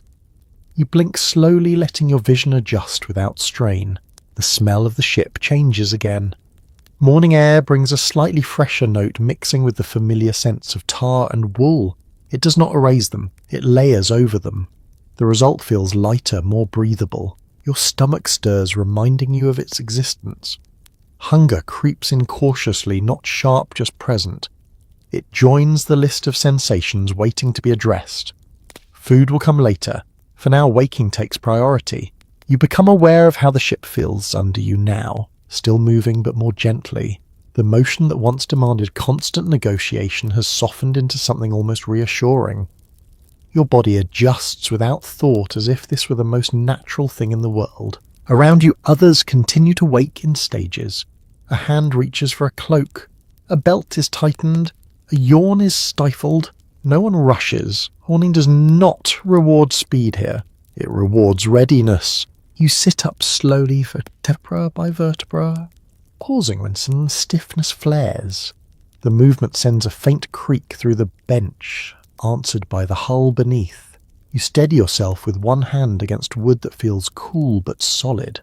Sitting upright feels strange at first, like relearning balance. As you settle into the seated position, you realise how far the night has carried you. What once felt hostile now feels known. The bench that seemed unforgiving has become familiar. The closeness that once felt intrusive now feels routine. You look around more fully now. Faces are still indistinct, but you can sense expressions through posture and movement. Tired, focused, calm. No one complains about the night. It has already passed. Attention shifts forward. The Longship prepares for its day without ceremony. Sleep is folded away as efficiently as it was assembled. Cloaks are shaken gently, dampness assessed. Personal items are checked and secured. The space transforms quietly from resting place back into working vessel. You feel a quiet satisfaction in having made it through the night. Not triumph, not pride, just a sense of having adapted, of having belonged, if only briefly, to this rhythm. Morning continues to build around you, and with it the promise of movement, effort, and purpose. The night is not forgotten, but it no longer holds you. You draw one last breath of the cool early air, then let it out slowly, preparing yourself for the day that waits aboard this narrow moving world. Standing fully awake makes everything hurt in a way lying down never did. As you shift your weight and begin to rise, your body protests, immediately muscles stiff and uncooperative after hours of stillness. The bench releases you reluctantly, as if it had moulded itself around your shape overnight and is not quite ready to let go. You pause halfway up, bracing a hand against the hull. The wood is cool, faintly damp and reassuringly solid. You give yourself a moment, letting blood move back into places that forgot what circulation felt like. Pins and needles bloom along your legs, sharp but brief. You breathe through it, jaw clenched, eyes half closed. This stiffness is not a surprise. Anyone who has slept on a longship would expect it. Narrow benches, constant motion, limited space to stretch. Bodies pay the price for adapting. You straighten a little more vertebra by vertebra until you are upright enough to steady yourself without leaning. Around you, others are doing the same careful dance. No one springs to their feet. Movements are slow, deliberate, shaped by experience. Someone rolls their shoulders, gently wincing. Another flexes their hands, opening and closing fingers to shake off numbness. A third stands still for a full breath before taking a step, testing balance. The ship feels different now that you are upright. The motion that once rocked you towards sleep now demands cooperation. You widen your stance instinctively, feet adjusting to the subtle sway beneath you. Balance comes quickly, the body remembering what the night taught it. Your clothes feel stiff and heavy. Wool that warmed you overnight now clings awkwardly damp in places, smelling more strongly of salt and sweat. You tug at a sleeve, trying to free it from where it stuck to your skin. The fabric resists, then releases. Everything aboard carries evidence of use. Nothing feels fresh. You reach for your cloak and shake it gently, careful not to spray moisture onto anyone nearby. Droplets scatter anyway, catching the dim morning light before disappearing. The cloak is heavier than it was yesterday, but still serviceable. It will dry when it can. At sea, perfection is not the goal. Function is. Your back aches in a broad, dull way, as if every muscle along your spine has something to say. You roll your shoulders again, slower this time, feeling tightness ease slightly. The relief is small but noticeable. You take it without complaint. People who study skeletal remains from seafaring communities often note signs of repeated strain. Compressed vertebrae, worn joints, adaptations that suggest a life spent balancing, bracing, pulling. Standing here stiff and sore after a single night, you gain a quiet respect for bodies that endured this routinely. Someone near you stretches their arms overhead briefly, then stops, remembering how little space there is. They settle for smaller movements instead, or rotating wrists, tilting their heads side to side. The restraint feels automatic. Big gestures belong to land. You take a cautious step forward, then another, finding your balance more easily with each movement. The deck responds underfoot, familiar now, its slight give no longer surprising. You know where to place your feet to avoid coils of rope or uneven boards. Night taught you more than you realized. A yawn escapes you before you can stop it, wide and unguarded. Your jaw cracks faintly. You cover your mouth out of habit, though no one seems to mind. Yawning is contagious here. Another follows, then another, passing along the ship like a signal that the night's hold is loosening. The smell of morning settles in fully now. Cooler air, wet wood, wool that has been worn too long without drying properly, beneath it all the clean edge of open water. It feels bracing, even invigorating once you are fully upright. Sleep lingers in your limbs, but awareness sharpens. You glance down at the bench where you spent the night. It looks narrower than it felt, less forgiving. You wonder briefly how you managed to rest on it at all. The answer is simple. You had no choice. Others are already transforming the space. Bedding disappears quickly. Cloaks are folded or draped where they can air. Personal items are secured again. The ship sheds its nighttime skin, efficiently returning to its working shape without fuss. You feel a pang of reluctance, small but real. Sleep even uncomfortable, sleep offered a pause. Standing here, sore and awake, the day's demands begin to press in. But the feeling passes. The rhythm of the ship does not linger on hesitation. You bend carefully to retrieve something near your feet and feel your lower back complain sharply. You straighten again, immediately wincing. Lesson learned. You adjust your movements using knees more, relying on balance rather than bending. The ship encourages good habits through discomfort. Someone claps another lightly on the shoulder in passing, a brief gesture of acknowledgement. Not celebration, not sympathy, just recognition. You made it through the night, so did they. As you settle fully into wakefulness, the soreness becomes background noise, manageable and expected. It will ease as the day goes on, replaced by different aches earned through movement. This cycle feels strangely comforting. Pain with purpose is easier to accept than pain without context. The Longship continues forward now, clearly in its daytime mode. The night softness is gone, replaced by readiness. You take one more deep breath, filling your lungs with cool air, then let it out slowly. Your body stands stiff but capable. Your mind feels clear, sharpened by fatigue and rest combined. The night has done its work, however imperfectly. You are sore, you are tired, and you are ready for whatever comes next. Sleep disappears quickly once the ship fully wakes. There is no lingering softness, no slow drifting back and forth between states. The space you rested in only hours ago changes character almost immediately. What served as bedding is folded, shaken, tucked away.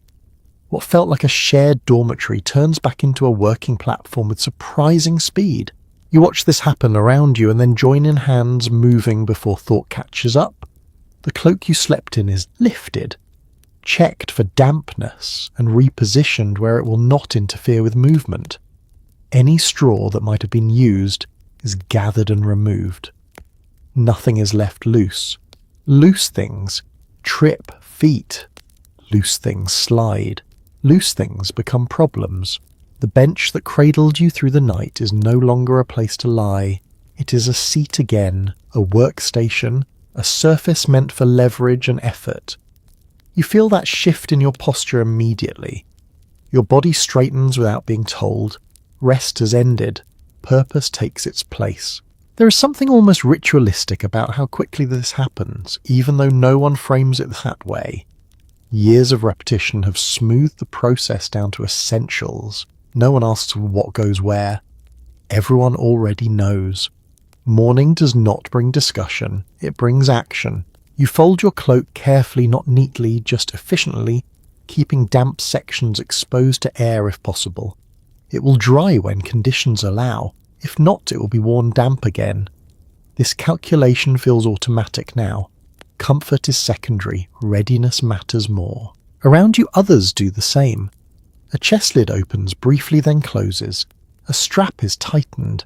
A weapon is repositioned so it will not knock or snag. The ship fills with quiet, purposeful sound, leather shifting, wood tapped lightly, metal touched and stilled. This transformation from night to day reveals something important. Sleep aboard a longship is never a destination. It is a temporary adjustment. The ship itself never changes its priorities. It is always about movement, balance, and response. Rest fits into that framework only as long as it does not interfere. You feel a faint reluctance as the last traces of night are packed away. Not because the sleep was pleasant, but because it represented a pause. Pauses are rare here, but the feeling passes quickly. There is no space to indulge it. You test your footing again as you step forward. The deck feels familiar now. You know where it dips, where it flexes, where your foot should land to stay steady when the ship rolls. This knowledge came quietly earned during the night without formal instruction. Someone nearby hands you an item without a word. You take it, automatically recognizing its place and purpose. Cooperation here does not rely on conversation. It relies on awareness. Eyes track minute. Hands anticipate needs. The air feels more open now, though the space has not changed. Light filters in faintly enough to define edges and distances. The ship feels larger when everyone is upright, moving engaged. The closeness that felt unavoidable at night now feels functional, even efficient. You glance once more at the bench where you slept. It looks different now that you're not lying on it. Narrow, hard, clearly not designed for rest. The fact that it served that purpose at all feels impressive in retrospect. Adaptation does the heavy lifting here. There is no ceremony marking the end of sleep. No acknowledgement that the night is over. It simply is. Attention shifts forward without looking back. The sea does not care how well you rested. The ship does not pause for lingering thoughts. Your body begins to warm as you move, stiffness easing slightly with each step. Muscles complain less once they are asked to work. Motion feels good now, even necessary. The soreness becomes something you carry rather than something you fight. You notice how quickly the ship becomes orderly again. Night introduced softness and improvisation. Morning restores structure. Everything has a place, everyone has a role, even if it changes throughout the day. This transition feels important. It teaches you something about how people lived this way. Sleep was not sacred. It was practical. It existed to support the work, not replace it. That understanding shapes how rest is approached, how much is expected from it. You secure your last loose item and step fully into the working rhythm of the ship. The night feels distant, already compressed into a memory of motion, cold closeness and half-dreams. Useful, but finished. The Longship moves on, unchanged by your fatigue or comfort, and as you take your place among the others, you realize that sleep here is never something you keep. It is something you use briefly before giving it back to the sea. As the day settles into its rhythm, you notice how the memory of sleep begins to change shape. What felt intense and immediate during the night now softens into something more reflective. You can recall the cold, the damp, the closeness, but they no longer press against you. Instead, they sit quietly in the back of your mind, already turning into experience rather than discomfort. You realize that sleeping aboard the Longship has taught you something practical. Comfort is not always the goal. Function often matters more. The night did not offer ease, but it did offer enough rest to keep you moving, thinking, working. That balance feels deliberate, shaped by generations who learned exactly how little rest was necessary and how to make it count. Your body carries the lesson too. The stiffness eases gradually as you move, replaced by a steadier sense of strength. You feel more grounded than you did before sleeping, despite the narrow bench and constant motion. The rest you took was not deep, but it was efficient. It gave you just enough to meet the day without hesitation. You think about how this kind of sleep would reshape expectations over time. After enough nights like this, a soft bed might feel strange, even unnecessary. The body adapts not just to hardship, but to rhythm.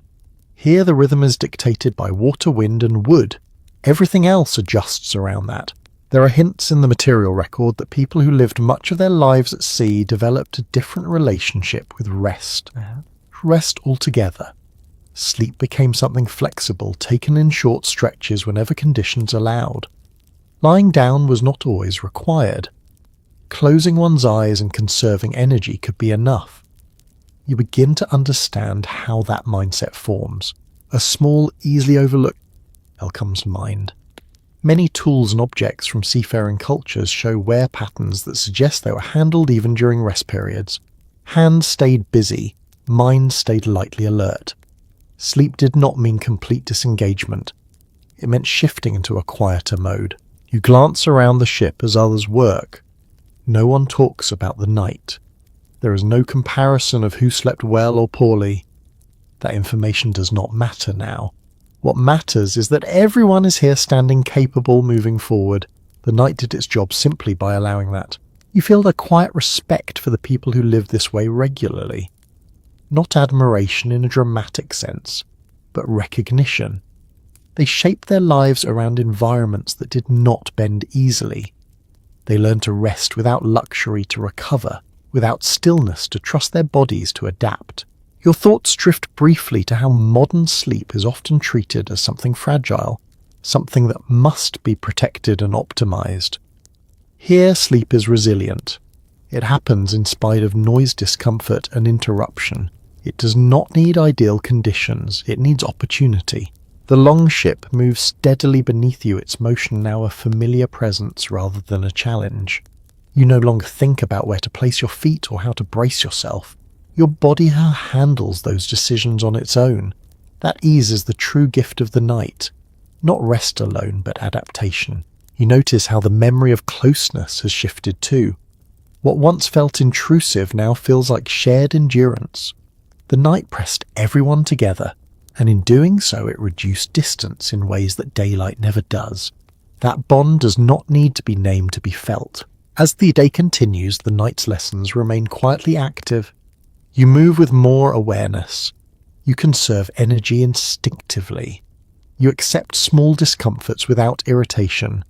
These habits linger long after the bench is forgotten. Sleeping on the Longship did not make the journey easier.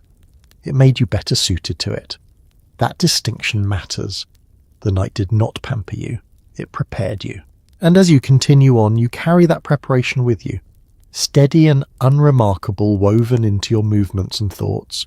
The memory of the bench, the wall, the motion, and the shared space fades into the background, but its effect remains shaping how you meet the world aboard this narrow-moving vessel. As the hours pass, the night you spent aboard the ship begins to feel less like something that happened to you, and more like something that belongs to you. The memory settles into place quietly, not demanding attention, but present whenever your thoughts drift back toward it.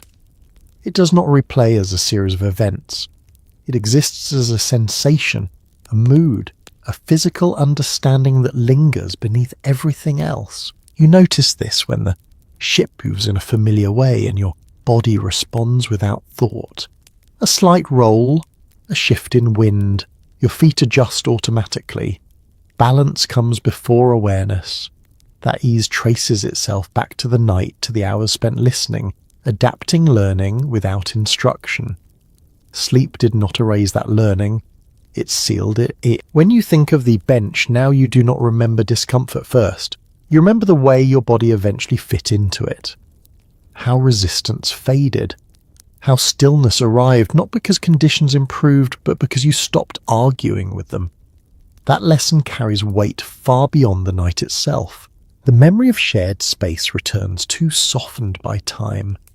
The press of bodies, the warmth passed back and forth without words, the quiet coordination of movement.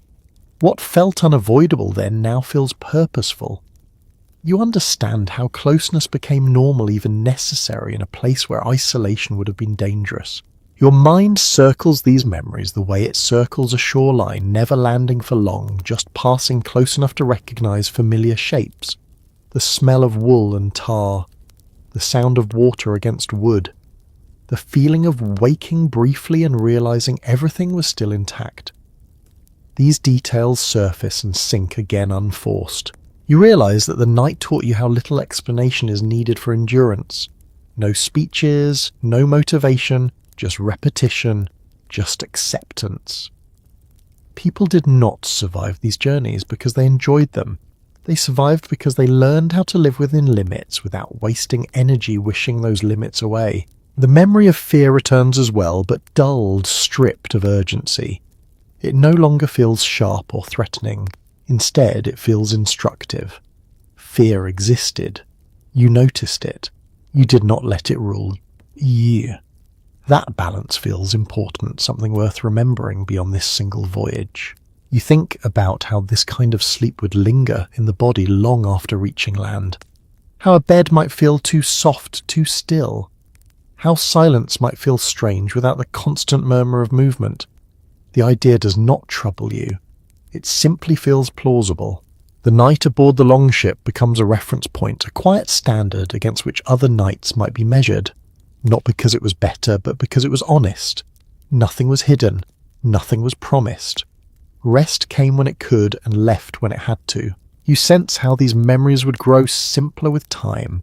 Details would blur, edges would soften. What remained would be the feeling of being carried not just by the ship, but by shared effort and accumulated knowledge. That feeling is resilient. It does not depend on remembering every sound or sensation. As you move through the day, the memory surfaces in small ways. When you pause before overreacting to discomfort. When you adjust instead of resisting. When you trust a structure or routine to do its work without constant supervision. These habits trace back to the night without announcing themselves.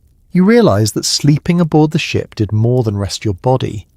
It recalibrated your expectations. It showed you how much you actually need, how little is essential when energy is conserved and attention is focused. That understanding feels grounding. The memory does not feel heroic. There is no drama attached to it. That too feels important. Endurance here is quiet, almost invisible. It looks like lying still on hard wood.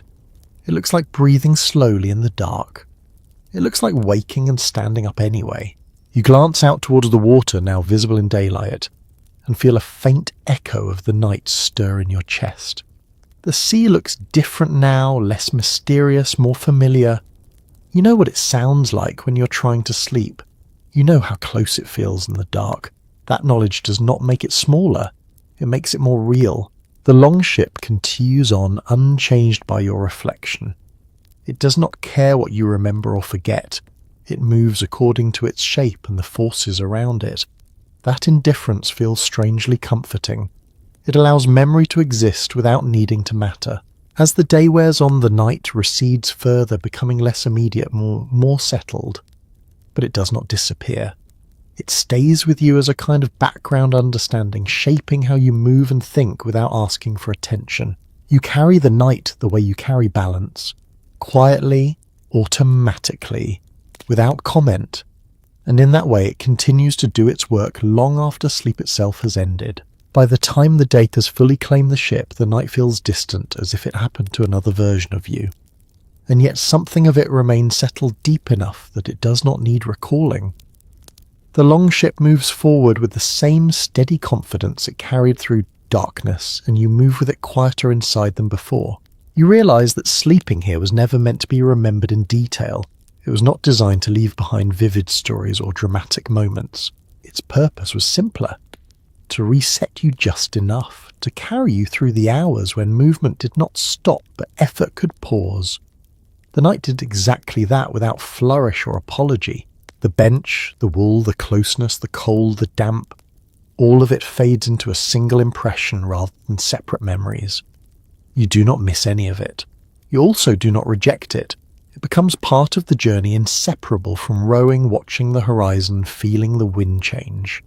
Sleep is folded into travel the same way rest is folded into work. You notice how natural this feels now. The idea of stopping completely, of lying down somewhere untouched by motion, feels less necessary than it once did.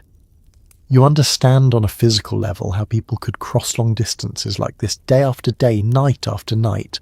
Not because it was easy, but because it was enough. The ship hums beneath your feet, alive with quiet effort. You trust it in a way that would have seemed strange yesterday. That trust did not arrive suddenly.